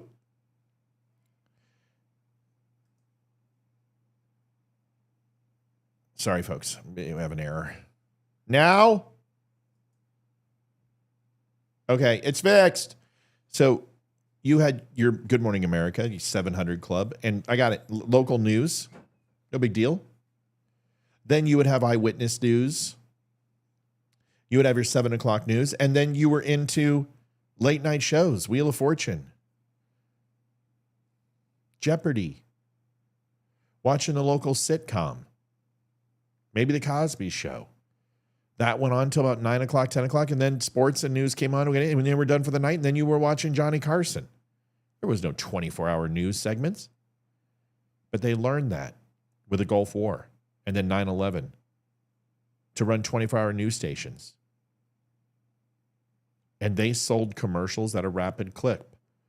Revenue went up from the 1990s to the 2000s by 3,000% on news agencies and Nielsen ratings. Viewership leapt from radio and went to TV. All of these things had to do with a transformation of information.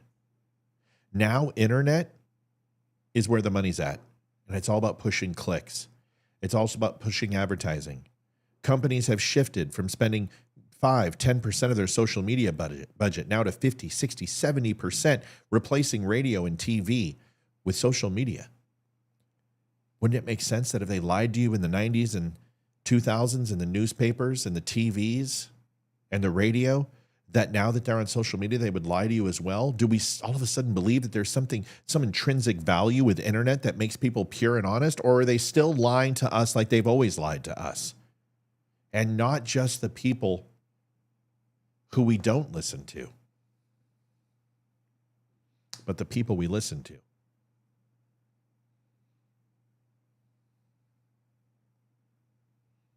Yeah, Rick, I agree with you. I agree with you, Rick. I really do. I want to see mass deportations too. But this is the problem. Here's J.D. Vance on Joe Biden. And instead of the media holding themselves accountable, they're going to blame J.D. Vance. On his diagnosis. Yeah, look, I mean, first of all, of course, we wish the best for the former president's health. And, you know, it sounds pretty serious, but hopefully he makes the right recovery. Like, I will say, whether the right time to have this conversation is now or at some point in the future, we really do need to be honest about whether the former president was capable of doing the job. And that's no, you know, that you can separate the desire for him to have the right health outcome with the recognition that whether it was doctors or whether there were staffers around the former president, I don't think he was able to do a good job for the American people. And that's not politics. That's not because I disagreed with him on policy. That's because I don't think that he was in good enough health. In some ways, I blame him less than I blame the people around him. And why didn't the American people have a better sense of his health picture? Why didn't the American people have more accurate information about what he was actually dealing with? This is serious stuff. I mean, this is the guy who carries around the nuclear football for the world's largest nuclear arsenal. This is not child's play, and we can pray for good health, but also recognize that if you're not in good enough health to do the job, you shouldn't be doing the job. I have a question. I really do. Maybe I'm the only one that's going to ask it. I haven't heard anyone say this. I watched Jack Posobiec today. He didn't say it. I watched Ben. He didn't say it. I watched the new Dan Bongino show. They didn't say it. I surfed all the channels. I consider myself a Christian in the least possible way. Kev donated 1080. Thank you, Kev. Media equals BS. Yes, they do. Thanks, Kev, for getting us back to where we almost are. Appreciate you. I'm not going to pray for Joe Biden. I'm going to save my prayers for R3. I'm going to save my prayers for Chuck. I'm going to save my prayers for the people on this show who I know are good human beings, who are God-fearing people. I'm going to go ahead and I'm going to save my prayers for the people who don't support the murder of children, who don't embezzle money from the United States and launder money, who don't lie about their children's service of being men of valor, that don't go ahead and openly admit that their son is a tax evader, blackmail, embezzlement through companies, and laundered money, who evaded taxes, who was a drug addict and slept with prostitutes and filmed them and did some unbelievably weird and sick shit with people also who were underage. I'm not going to sit here and pray for somebody who has their daughter talk about him taking showers in their diary. I'm not going to talk about a guy who has hundreds and hundreds and hundreds, if not thousands of clips touching children inappropriately and sniffing people inappropriately. I'm not going to pray for a guy who has lied his way to becoming wealthy. I'm not going to go ahead and pray for a guy who said 5 times that all the documents that he took were they're meant to be. I'm not going to pray for a guy who weaponized the Department of Justice and our legal system against Donald Trump. I'm not going to pray for a guy who called me an extremist because I care about what my kids read, who called me a domestic terrorist, who had the FBI classify me, who laid the hit on me with Child Protective Services by the way that he acted and went ahead and released the legal system against anyone who opposed him. I'm not going to go ahead and pray for a guy who went and censored Facebook and Twitter and everyone else and lied and ensured that people like me couldn't tell the truth. I'm not going to pray for him. Fuck him. I'm not going to wish for his death. I'm not going to celebrate his death. But I'm not going to be complicit by pretending and setting up the talking point where I can say, listen, we can pray for Joe Biden and hold him. No, we can't. Because I don't pray for evil. The man was a horrible president. And just like Jimmy Carter, I will not lower my flag. I will not desecrate the flag for Jimmy Carter. And I certainly will not desecrate the flag for Joe Biden when his day comes. Now, you may say, Matt, that's not Christian-like. I believe that that is Christian-like. You're not supposed to covet the sin. And he is the embodiment of sin. He's a liar. He's a peddler. He's a con man. And he despises every one of you.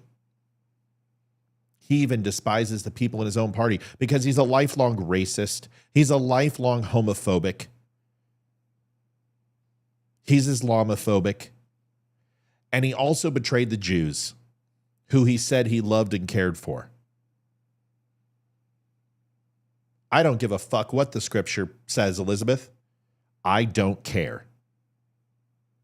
I'm not praying for my enemy. I'm not praying for terrorists. I'm not praying for Hamas.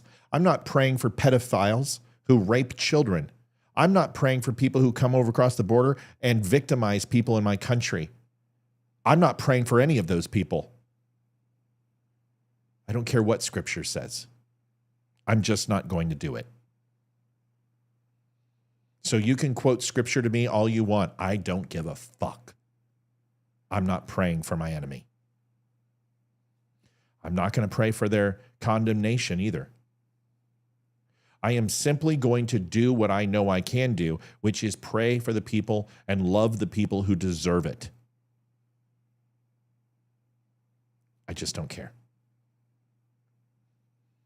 So when I hear J.D. Vance do this, you know what I'd love J.D. Vance to say?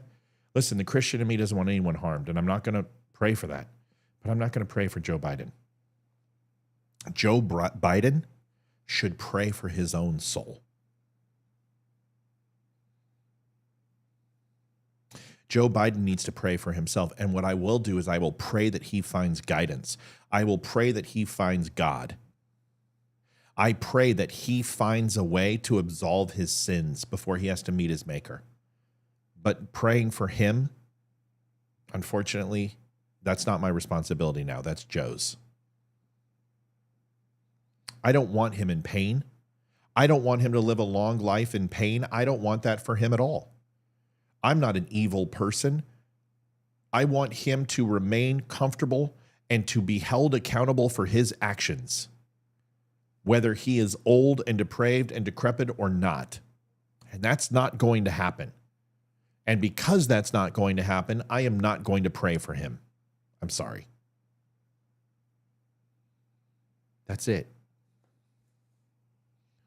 I just wish people would be more honest. And please don't quote scripture to me, because I will give you 1,000 other quotes that say that I should condemn him too. Everyone thinks that God was just this hippie cupcake. God was vindictive when he needed to be. And God's responsibility was to teach us the right way because we lacked compassion. We lacked humility. We didn't understand. We were a hateful people. And he gave us the guidance. Altruism was not inherent in us. And God had to punish people for their actions. I'm sorry. I don't wish him to go to hell. I don't wish him to be in pain. I don't wish anything for Joe Biden. I simply will not.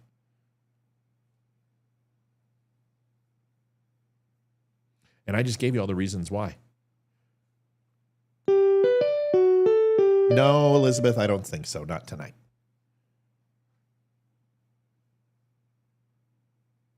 Not tonight.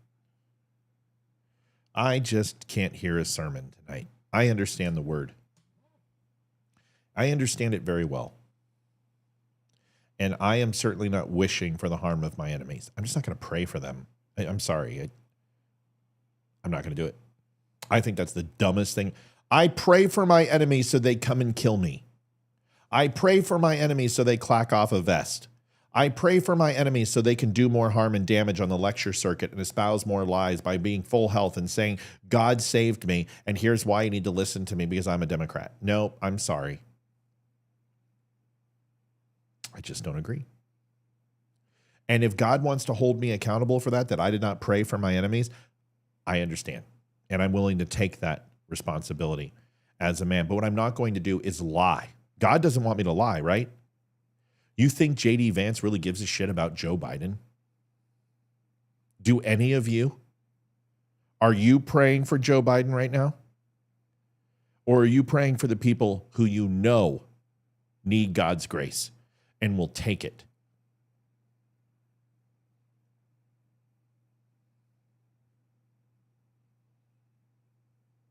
Thank you, Sandra. Hey, I never said I was a spiritual leader of this channel. I'm not. That's Amy. But I will not pray for Joe Biden. That's it. We'll be right back. Folks, we are at $172.55. We need $125 to hit our 300. Really want to hit that 3? I know we can. Do you agree that we all have sinned and none of us are perfect? My agreement on that is immaterial. I know that we've all sinned and none of us are perfect. Because there's only one entity that is perfect in this universe if you believe in God, and that is Jesus Christ and God our Savior. And if you ask me in science, is there anything perfect? The only perfect is the imperfections. The only consistent is the inconsistencies. So the only thing considered perfect in this world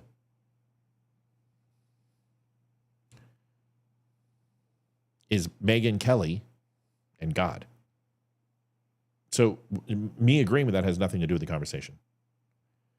See, my agreement with something doesn't mean something doesn't exist. My feelings do not have any bearing on fact. So it's a question that's it's immaterial for me to answer it. What if I say no? One sin is as bad as another to God. What's my sin? Tell me what my sin is. There's no sin of indifference. There's no sin of abstinence. In fact, abstinence is preached by God as a good thing.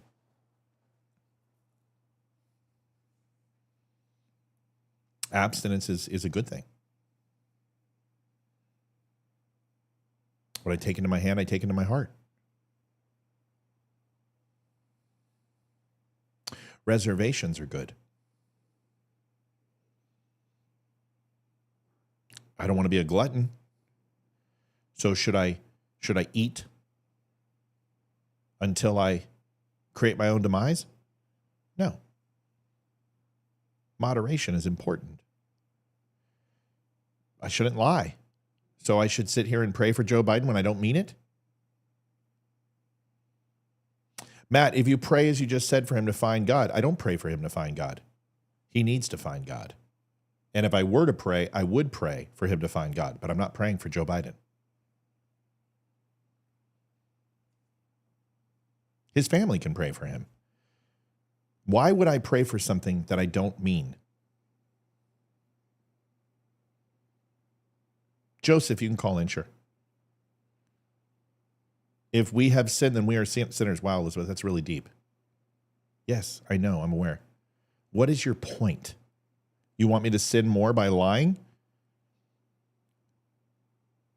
You want me to bear false witness in front of God? Sorry, no. I don't think so.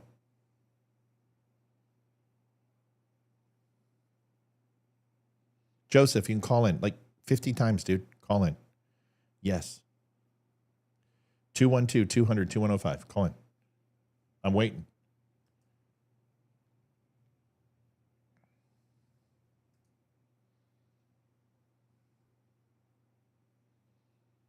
Way to lighten the mood. Run with it, please. I'm not saying anything.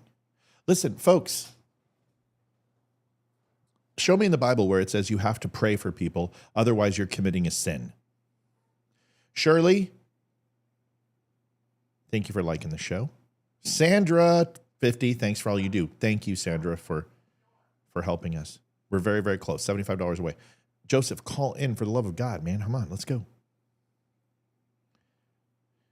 To show me in the Bible that says if I don't lie to God and pray for someone who I don't believe in the prayer, how show me where it says that God says to do that. Show me anything that even remotely says that. Give me the passage. I'm waiting because it's important. To me, there's a difference between a person who sins than a person who sins so bad they become so evil they are beyond saved. They don't change. Yeah, that's pretty good.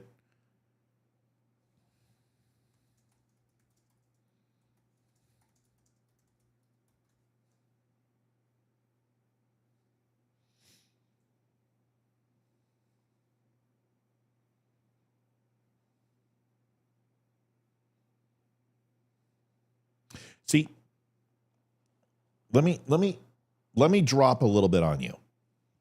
Thank you, Thomas. I'm glad you were here, buddy. Let me drop a little on you. Yeah, about Megyn Kelly. Here it is. I don't think God says to pray for your enemies. I don't think that's what he's saying at all.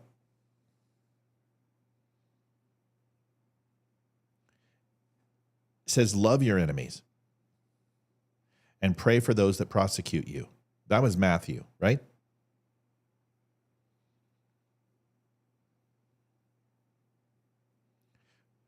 What it's saying is instead of having vengeance in your heart and hate in your heart and despair in your heart, is to forgive will absolve you of those feelings. Well, what if I don't have those feelings? What if I don't hate Joe Biden? What if I don't want to see him die? What if I don't want to see him in pain? I just don't want to pray for him. What if I'm free of all those things?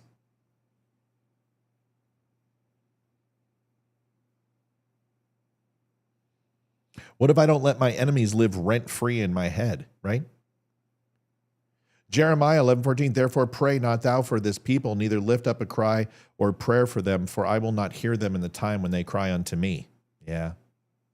Like I told you, for every time you tell me one thing, I'll give you 100 contradictions in the Bible.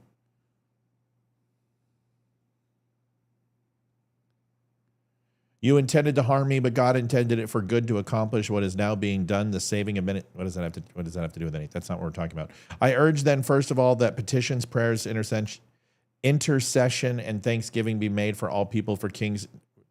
Why are you just spamming Proverbs? That has nothing to do with me.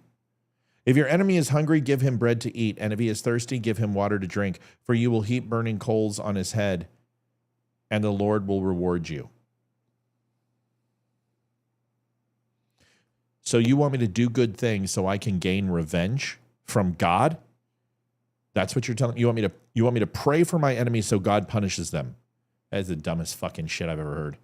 When a man's ways please the Lord, he may think his enemies to be at peace with him. Do not say, I will repay evil. Wait for the Lord. I've never said that. But God shows his love for all of these are crap. Elizabeth, it's all bullshit. Everything you just posted is completely nonsensical and has nothing to do with what I'm saying.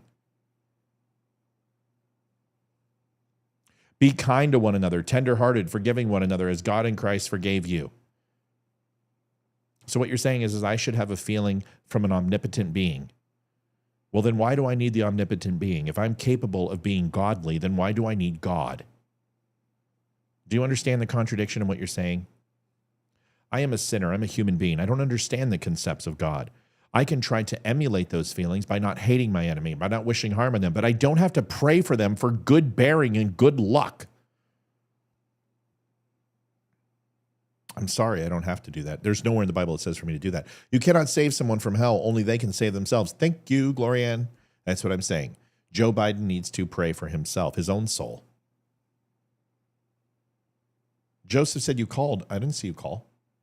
I don't have any phone call, buddy. Call me. For a Catholic, Joe is pretty big sinner. Yeah.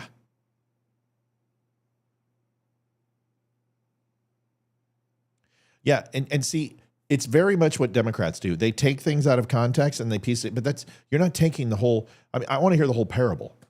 Give me the whole proverb from start to finish in context.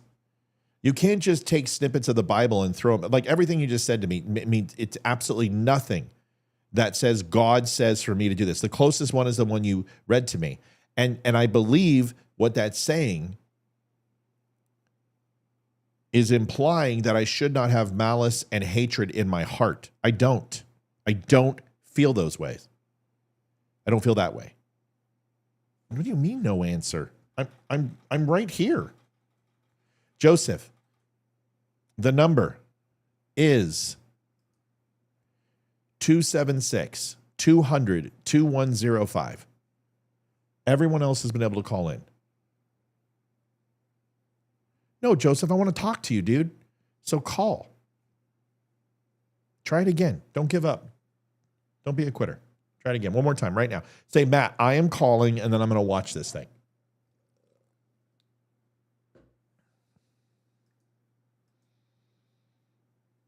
I'm watching it. Let's just agree to disagree. No, I will not do that. I will not agree with you when you're wrong. I will not agree to disagree. No, I will not. I will not be complacent, because then if I do, we're both wrong. If I agree with you, we'll both be wrong. There is nothing in the Bible that says I am required to pray for good things to happen to people who want to hurt me. No, there isn't anything that says that. What's going on? Testing 1, 2, 3. Yeah, I'm on. What? Can you hear me? Yeah, I can hear you. Is this Joseph? Yeah, I had to get my AirPods, and I had 216. So awesome, man. What do you want to talk about? You wanted to call in. Go ahead. Tell me what's up. Well, I just wanted your show was awesome, and Frank already went through that. But, thank you. Yeah, with the Catholic faith, and what do you think of? My question to you is, what do you think about the Pope being an American, and how will that influence the Catholic Church overall? First American Pope. Can I be honest with you? Can I be honest with you? Yeah, go ahead. I just don't care. I just don't care. Well, you have a member on your team, Amy. I don't know how close she follows the Pope or this or that, but I know she's, big time Catholic. So, well, here's the thing. I mean, Amy's a Catholic, but I don't seek to the Pope for moral guidance. In fact, I don't look at the Catholic Church should have any right to provide moral guidance to anyone. And I'm not here to rip on Catholics, because I'm not going to do that, because I believe everyone should have their own faith. I am ripping on men. I'm ripping on men. And for anyone to dress up in funny clothes and stick wafers in people's mouths as they get on their knees and drink sacramental wine, that's the blood of Christ, and have riches beyond their means, which speaks against everything that the Bible says, and have been involved in persecution of Christians, the annihilation of science, and murdering prominent scientific people and communities across the dark ages all the way until today, from having a fortune of goods and catacombs of treasure, and having more money than most countries, and having a secret police department, and endorsing slavery, and endorsing the witch trials, and endorsing and not opening up about pedophilia. I just don't really have a lot of faith in the Catholic Church, so to speak. And that has nothing to do with God. It has to do with men.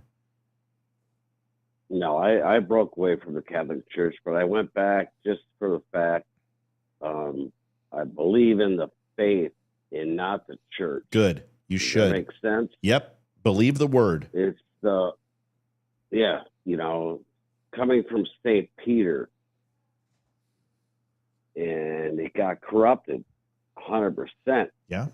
The pedophilia, I went to the Vatican. It was in 2001, right after 9/11. I was at the St. Basilica, and it was beautiful. I mean, it's unbelievable. It's head of the Catholic Church. It's the head of the deal. It's like I had a touch of God there. But with that, it's corrupted beyond belief. And they have the Swiss Guard. And I didn't go the right way in. I went through the back alleyway into the Basilica, and the Swiss Guards were ready to cut my head off. So they had these big sabers, and they've been commissioned since I don't know what year, maybe 1400, 1500s, whatever, 1600s, and they're still there, commissioned. Yeah. The works of art were, they're all priceless. Everything in there is priceless. The gold everywhere, it's the wealth is unbelievable. But Joseph, I have to stay on track. This isn't the persecution of the Catholic religion.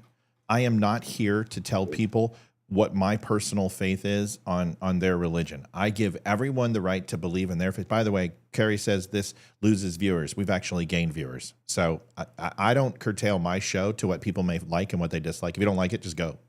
Come back later. Yeah. I don't question that every religion, every organization ever on this planet has sinned because men are sinners and they are in charge of it. I don't care about the Pope. I've never looked to the Pope and what they've said and go, wow, that's really, I don't care. I don't look to men for my spiritual guidance. I look to God. If I need anything, I go to God. First, I try to do it on my own. And if I can't do it on my own, I bring God into the equation. So when there's somebody who changes their name and is a mortal man, and then all of a sudden we have to kiss his ring and bow and kneel to him, I don't bow to any man. And I certainly don't worship any men, and I don't pray to saints, and I don't do any of that stuff. And it doesn't mean I don't like your religion. I feel the same way about Judaism. I feel the same way about Buddhism. I feel about the same way about Satanism and the Necronomicon, Diametics, and everything in between. I think organized religion is dangerous unless it's community-based. And there's accountability through your community, through the people you live with, the people you break bread with. Those are the churches that really matter to me. Those are the congregations that lead it, not some person who is getting rich off the backs of other people. I don't appreciate that at all, no matter what form of religion it is. What's your thoughts on Pope John Paul II when he, I thought he was instrumental in the fall of Russia, there's a lot of things that he did. Yeah, I was alive with him. Helped shape. Yeah. Yeah. Here it is. He helped shape a lot of the political stuff going on. So in the eyes of what he did great, he was a great man. But I don't give that to the Catholic Church. I give that to him as God is working God is working through him. Not because he's a Catholic, but because he's a great man who listens to the word of God as being used by God. Or he's just a good dude and none of the God stuff is real. It's possible, because here's the thing. I don't know. I don't know if there's a God. I have to have faith that there's a God. I also have to have faith in science. There's belief that has to take place in every single religion in this world, including science. And I can't give an unequivocal answer on anything except I don't know. And if I don't know, then everything's a possibility. Everything. Let me ask you a question. After Trump was nearly killed, like fraction of a millimeter away, whatever. Yep. Do you think that shifted the way he does his politics now, his presidency? Yes. I have said on this And the show way a million times, Joseph, once you've been shot at, life has a very, very clever way of becoming simple. I wish Tonto was here or Ryan Samuels was on. But anyone who's went outside the wire will tell you, once you've been shot at, life has a real funny way, a peculiar way of getting simple, where shit doesn't matter, where it's like, don't sweat the petty, pet the sweaty. Life gets real easy. And people who have been shot at and have had to have their life flash before their eyes, they have a different introspective and retrospective thought process on the earth. That's my belief. Well, on the earth, on God, because I think they see God, they see mortality, they see everything flash before them. Like, Listen, Joseph, I'm not a spiritual leader, and I will never be a naysayer. Like, I'm never going to go to anyone and go, Buddha, pff, what a stupid religion. Because honestly, if you do that for one religion, you need to do it for all. All religion is just it just can seem nonsensical at times, but so can science. Science can seem that way as well. Like, you've got shrimp that are living next to vents that are rocking 1,200 degrees sulfur magma out of them, and you have living shrimp at the bottom of the sea living there that aren't being boiled. Tell me how. How does that make any sense? How can anything survive at 1,200 degrees? How can everything with a 2 millimeter crust around its shell survive? Because they've adapted. So you can't tell me evolution doesn't take process. You can't tell me that things don't adapt, because a normal shrimp goes there and that thing's going to be boiled into a very tasty treat. So maybe it's evolution and God. And maybe God created this wonderful world to be built in his image and allowed this experiment, not just in us, but the experiment in everything around us, to be just that, an experiment. When everyone assigns everything to God, every tornado, every bad thing, every ship sinking, I go, wait a second, does that also, every single bad person is God's fault too? And if that's the case, then there is no good with God or bad. It simply is. And that can't be possible, because there's too many testaments of good people in this world and great things happening for it to be God, let alone their own free will. And if there's free will in humans, and there's free will in everything in nature and every living organism on this planet. And that is godly. That's where my faith begins. There, right there. so you're a born again Christian, or? I am a man who doesn't, I don't know. All I know is that I believe that I don't have all the answers, that I have seen way too many things that could be considered a miracle, that the older I get, the more concerned I get with my soul. The more I reflect on my past and I feel regret for things I've done that I have never regretted in my life. So it's a process. I believe there's a maturation process. And as I believe God is matured through his existence and his life, through his experiences of being an omnipotent being, maybe God's self-awareness came when he figured it out and transcended human thought. I don't know. I don't know. All I know is that I can't disprove science without a fragment of doubt, and I can't disprove God without a fragment of doubt. So therefore, I'm going to be open-minded and accept things as they come and give them credit where they're due. Because if you don't think I didn't thank God after the show on Friday, if you don't think I don't pray for people and put my head down, I do. Does it work? I have no idea.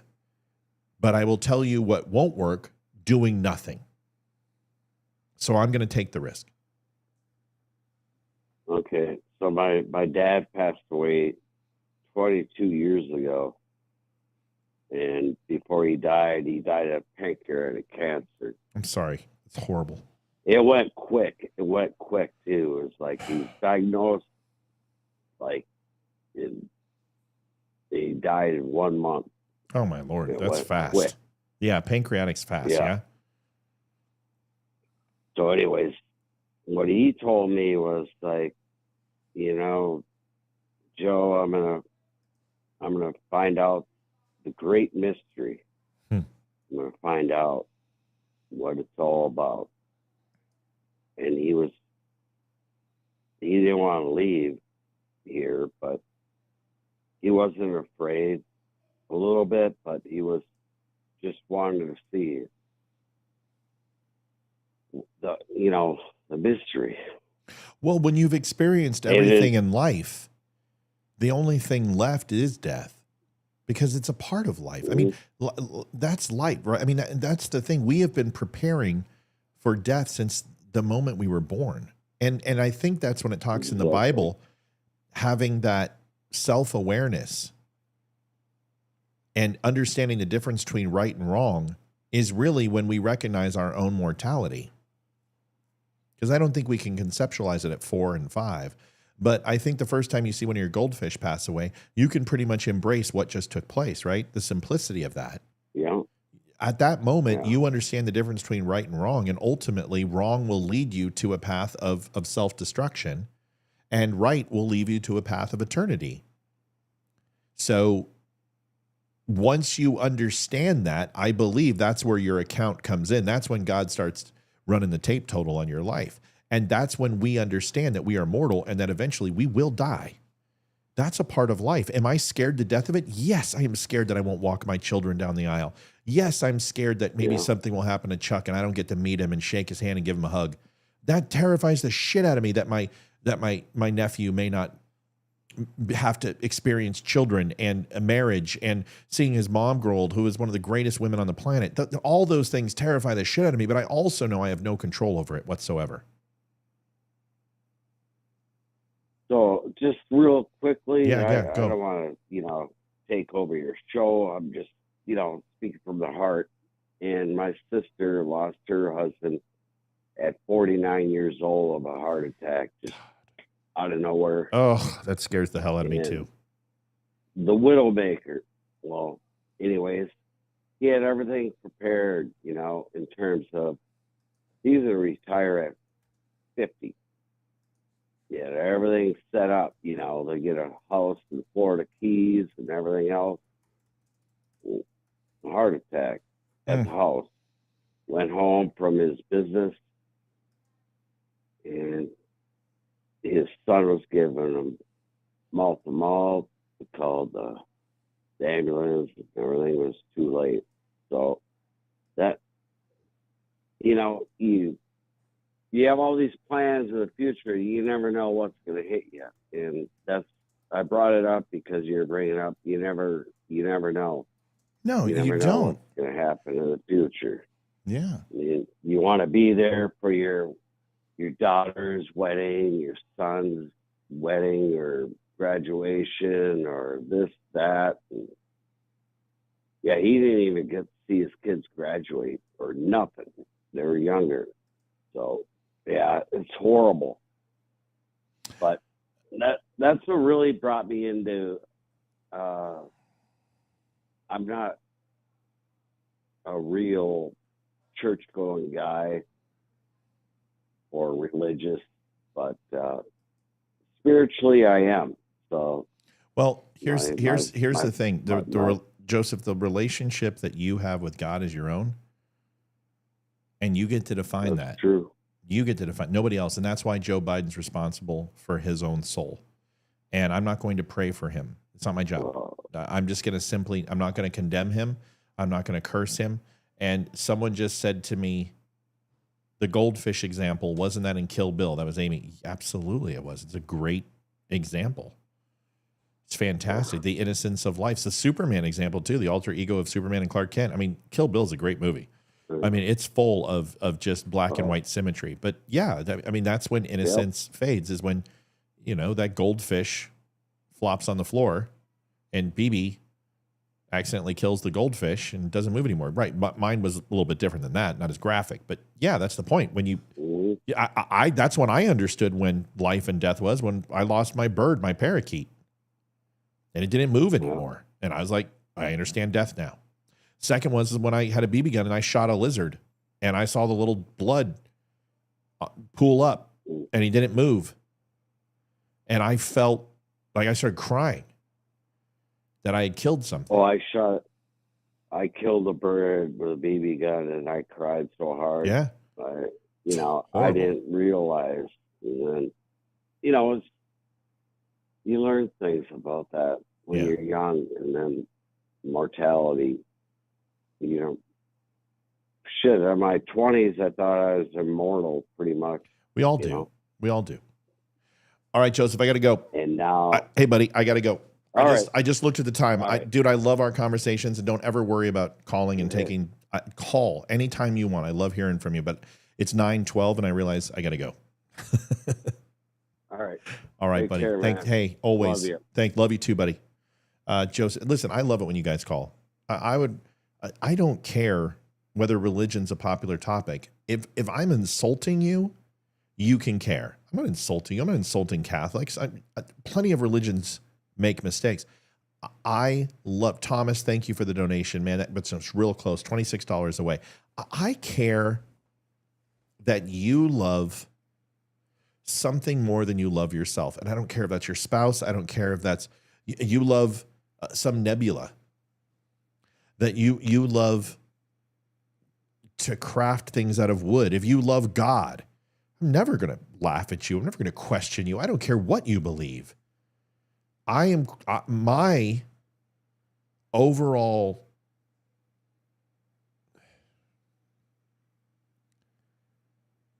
perspective on organized religion is that the simpler it is, the better it is, just like government. There it is. The simpler religion is, the better it is, just like government. There's my quote. I'm sticking to it. No, I didn't see that in Kill Bill. 1776, 292.30. Happy Monday. Thanks for a great show tonight. No problem. How was it tonight? How'd you do? Good. It was fun. Did you have a good time? Yeah. Good night. I love you, Squirt. Say bye-bye. Bye. That's it. All right. Let's go into a couple other things and then wrap this sucker up. Thanks for the donations, folks. We're getting close. I do appreciate the conversations tonight. Hey, Matt, I can expand on your being shot at. I have put on top of that, realize that you have more days behind you than you do ahead of you. It gets even more simple. That's right. Life gets simplistic. I just want to wake up. I want to get in the gym. I want to build this studio. I want to talk to as many people as I can. I want to leave my family something. I want to put my stamp on the world. And I want to be like Chuck after he said the other night where he's like, I've left my mark. I want to make my mark. And if you don't know, I'm kind of emotional about Chuck. So whether you know this or not, I kind of am. So I'm going to keep bringing it up. And that's the way I process things. So you're just going to have to suck it up, Buttercup. I want to show you Dean Withers again. And Withers is, this kid's going to learn so much in 10 years.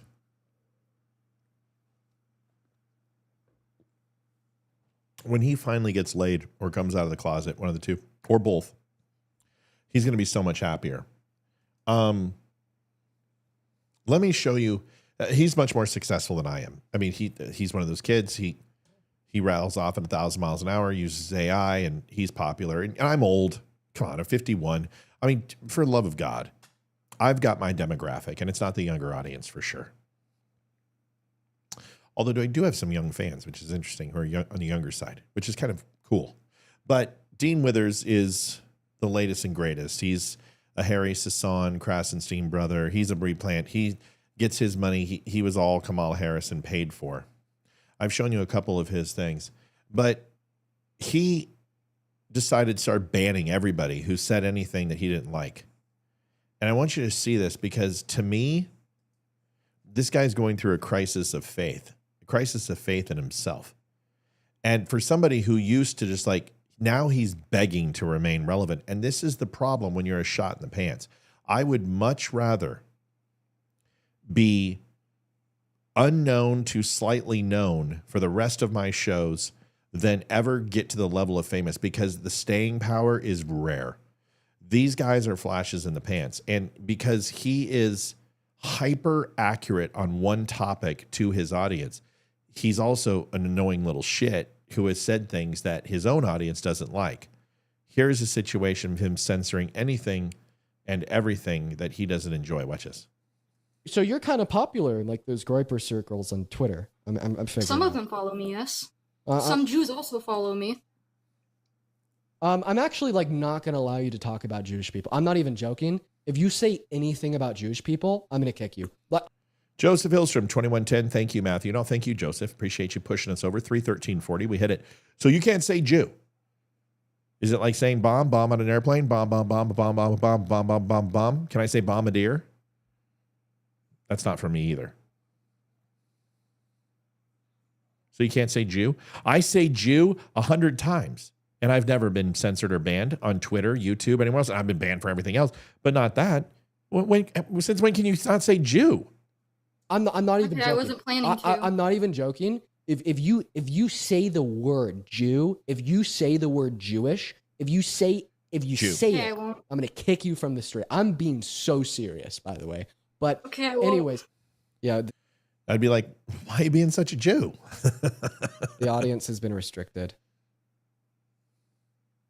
Yeah, we got a restriction on the live because of the Nazi. You got a restriction on the live because you are known for a place that houses this type of talk. Do you know how long the Groypers focused on me? About a month. And I systematically went after each of them. Beardson came on here. He tried. He's really popular. He's like number 2. Nick Fuentes is number 2. He didn't have much success. Another one came on and I completely said shit that was just trying to piss him off. Like saying God was a Muslim. And then one used to call in all the time until I finally banned him, and he would basically impersonate and try to be other people. And then I finally just got rid of him because he was a putz. But we had hundreds of them raid our channel one time. And my YouTube channel got a ton of subscribers, and I loved it. And I'm like, do it more. But you know what the Groypers realized? I wasn't going to play their game. I wasn't going to allow them to shift the topic. I wasn't going to allow them to say race traitor and N-words and drop, anti-Semitic comments and play to the bait. They tried to go after my wife and insult her. They tried to do it all. They tried to say they were going to rape my daughter. I didn't escalate and elevate the conversation around what they wanted to talk about. I simply pointed out their stupidity and ignorance and their lack of facts. And that bothered them. They just stayed away. They don't come around anymore. In fact, I used to put Nick Fuentes in the tile, and they would all flock to my channel. I've talked about Nick Fuentes at least 30 times since then, and they don't even show up anymore. And the reason why is they know they can't win. Because they want to talk about the USS Liberty. They want to talk about the Rothschilds. They want to talk about Palestine. They want to talk about ancient Samaria. They want to talk about whatever else, Mesopotamia. They want to talk about the Holocaust or 9/11 and the dancing Jews. And my simple question that I have for them is, why does everything that's wrong in the entire world always come back to Jews?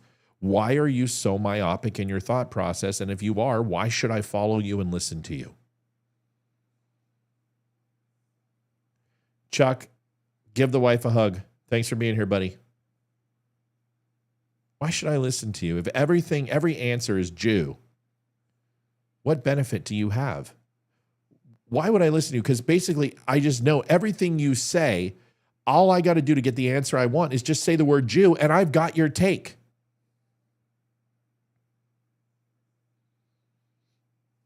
It's not hard. Got a restriction on the live because of the Nazi. Oh, Fuck you, bummer. Nazi. And like simultaneously, I don't think it's a good thing to forget that people like that exist. Like, what is everyone's takeaway from that conversation? Everyone, like, I'd assume that like everybody's takeaway is that, holy fucking shit. Wow. There are so many people See his arms alive crossed today that are just like the people that killed 12 million people in the Holocaust. That are 11, kid. You don't need to inflate numbers to make it better. 11's enough. That's a lot. Now the Groypers will be like, yeah, but Stalin and Lenin and Nazis were trying to fight the socialists and they killed 70 million. throwing people into gas chambers and trying to wipe out an entire race based on genocide and starving most of your people. And yes, mass graves, and yes, killings and shootings and firing squads. Yes, I don't like Stalin and Lenin either, by the way. Sorry, I don't like any of them. Making that comparison is ridiculous. Just because, so what you're saying is just because a person does bad shit, you can do bad shit. That's the dumbest argument I've ever heard. Just like the people that systemically enslaved, slaughtered, and raped Africans during American slavery. And they are alive today. And there's a lot of them. I think it's important to remember that. Why? Also, wait. Why? See, that's what I would say if I was with him in there and I'm just listening to him. Why? Wait, why is it important to remember that there's some really bad people out there? Why is that systemically important to to moving forward as a country? Why? Well, because what is past is prologue. We want to learn from our past. Awesome. Then explain to me about the Ku Klux Klan and the Democrats. Explain to me about Japanese internment camps. Explain to me about Tuskegee, Jim Crow laws, paying $5 a head for shot Union slaves, for eugenics, for manifest destiny, civil rights, modern day slave plantations. I haven't said it. Reverse racism with affirmative action. If we're supposed to learn from our past, and that's important, then why does the Democrats constantly run from those facts? Help me understand. And please give me the equivalency that Republicans have done anything of the same. Well, they support, the Ku Klux Klan supports conservatives. No, the Ku Klux Klan hates Democrats. And any enemy of the enemy of their enemy is their friend in their eyes. And honestly, we'll take the 3,000 cluckers, okay? We'll take them. They're ours. Thanks. We own them. But you weren't saying anything about the 700,000 that supported the DNC in Chicago and marched with Democrats. You're not talking about Byrd and Strom Thurmond and George Wallace, who all were eulogized by Joe Biden and the Democrats. Oh, well, they reformed. Oh, yeah, they just all of a sudden had a lifelong of hating black people to just loving little black people all over the place, huh? Yeah. Just like Joe Biden. You don't vote for me, you ain't black. Used to love having all the roaches and bouncing on my leg and stroking my blonde hair in the pool. Yeah, that's great. But if you're going to go ahead and espouse that, yes, it's important to remember that there were people from yesterday who are here today, then you better go ahead and remember all of them. Because if you want to line up all the conservatives and the screw-ups that they made throughout history and all of the Democrats, Gulf War, I give it to you. Afghanistan, I give it to you. Weapons of mass destruction, I give it to you. January 6th, I give it to you. Now let's do Democrats.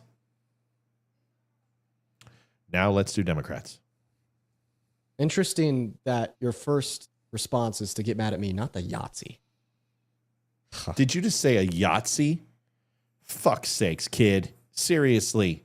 Jesus Christ. But you can blaspheme. You can say Jesus Christ, but you can't say Nazi. We did kick her, nonetheless. And if there is individuals out there that think I had her up on the platform for too long, my apologies.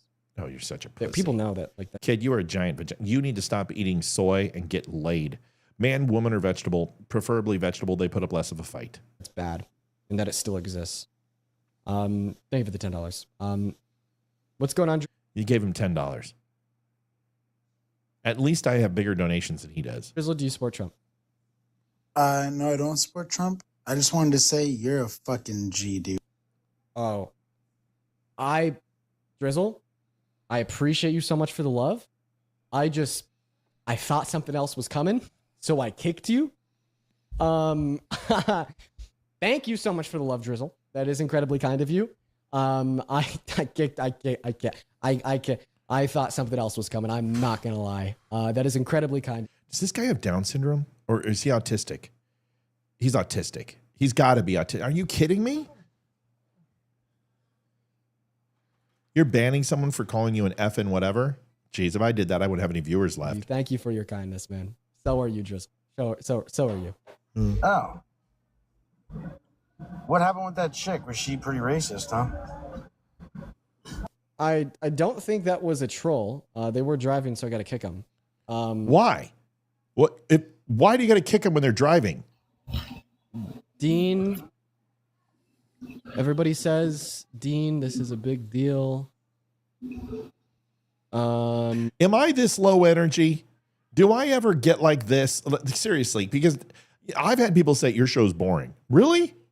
This guy's got millions of viewers. I mean, it's literally like watching a rhinoceros and an elephant trying to fuck a football. I mean, this is just a mess. Holy shit. The expose when nobody knows what he's talking about. Going crazy.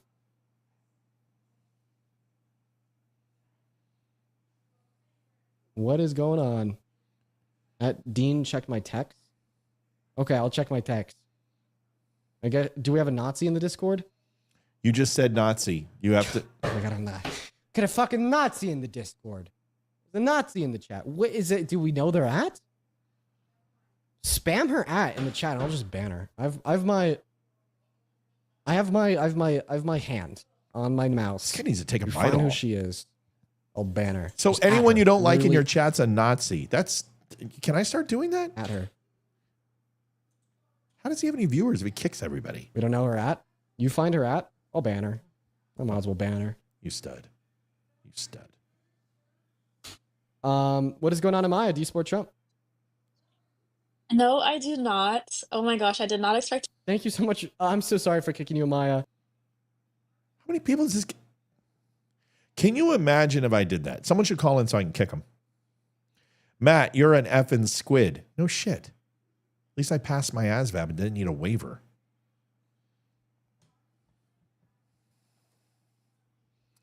How many did you order? I should ask Matt to add them to the store. What? See, I'm doing what he does. What are we talking about? Somebody just go ahead and hook me up and I'll ban him. What are we talking? Right. Is that the band show? It must be the band show because it certainly seems like the band show. Folks, here's the deal. I'm going to show you one more thing and then I'm going to go. This one's good. Do you guys know who Margaret Singer is? From Planned Parenthood? She was the founder, but she was also Hillary Clinton's hero. Has this guy's balls dropped yet? I don't think so. I'm not going to check. Everyone the Democrats don't like is a Nazi. That seems to be the truth. Folks, 31340. We hit goal. Appreciate it. Would love another.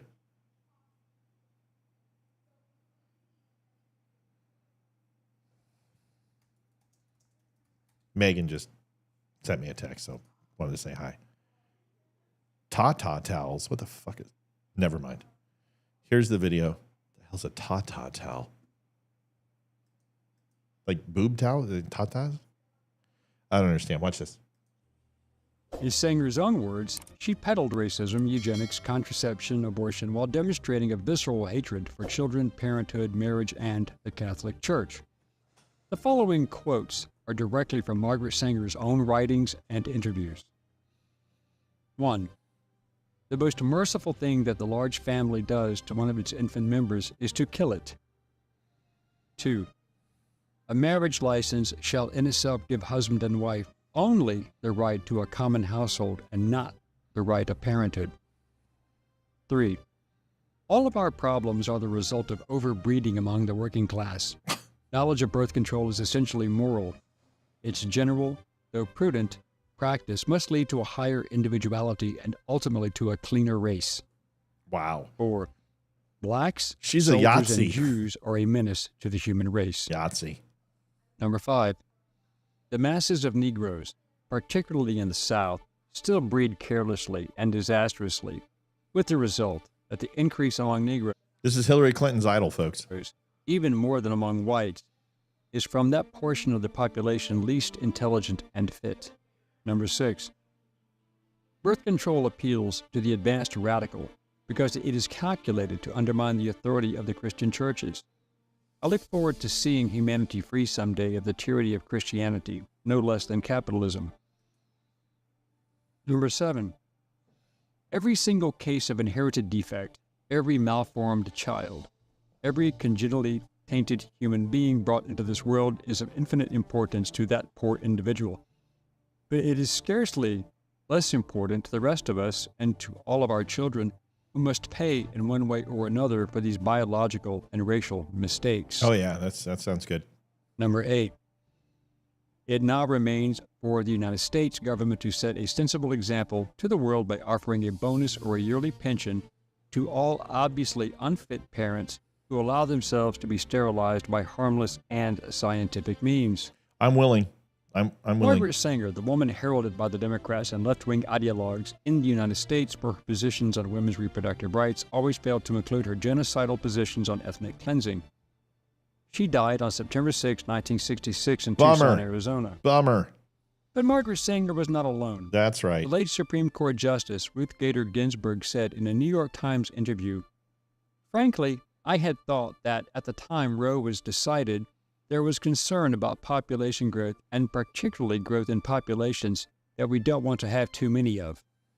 In Elle magazine, Ginsburg also stated that poor people should have ready access to abortions because it makes no sense as a national policy to promote birth only among poor people.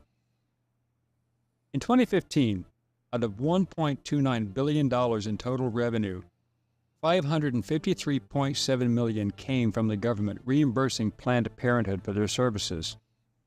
I'm going to cover the abortion clinic tomorrow, Frederick, FYI. Performed 383,460 abortions, the highest number of abortions it has yet reported, and an increase of nearly 28,600 from the previous year. Ladies and gentlemen, that is why the Democrats are completely nuts. And it's not just Hillary Clinton and Ruth Bader Ginsburg. There is a systemic throughout the Democratic Party of subservient attitude towards people who are what they consider less than them. And those are usually minorities. They consider homosexuals to be a subservient class, and they feel that those people should swear fealty to Democrats and liberals. And anyone who doesn't is a traitor. Thank you, Paul. It was a joke about your audience insulting. Oh, no, I don't care. Who cares? Thank you for the 1080. Remember that.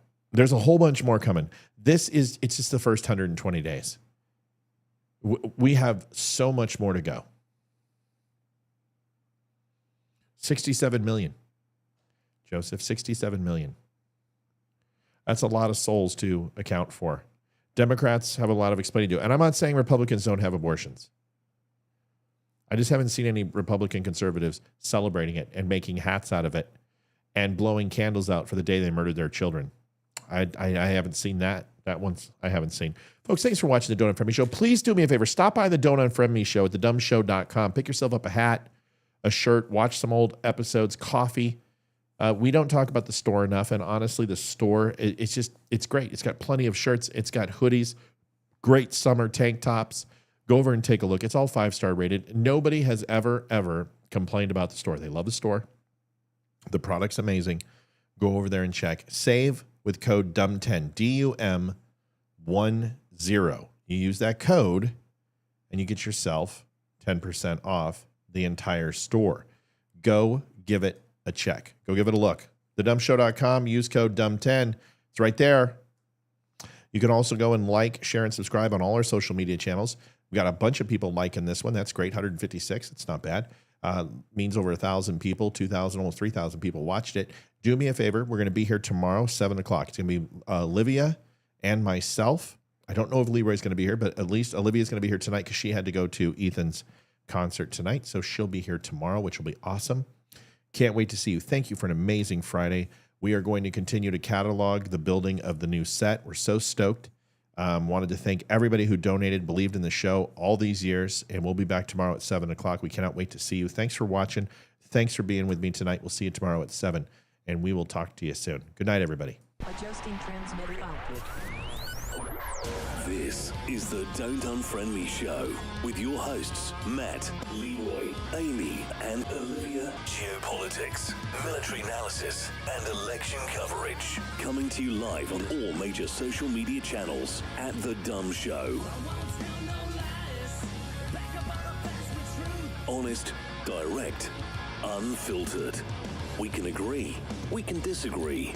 Just don't unfriend me.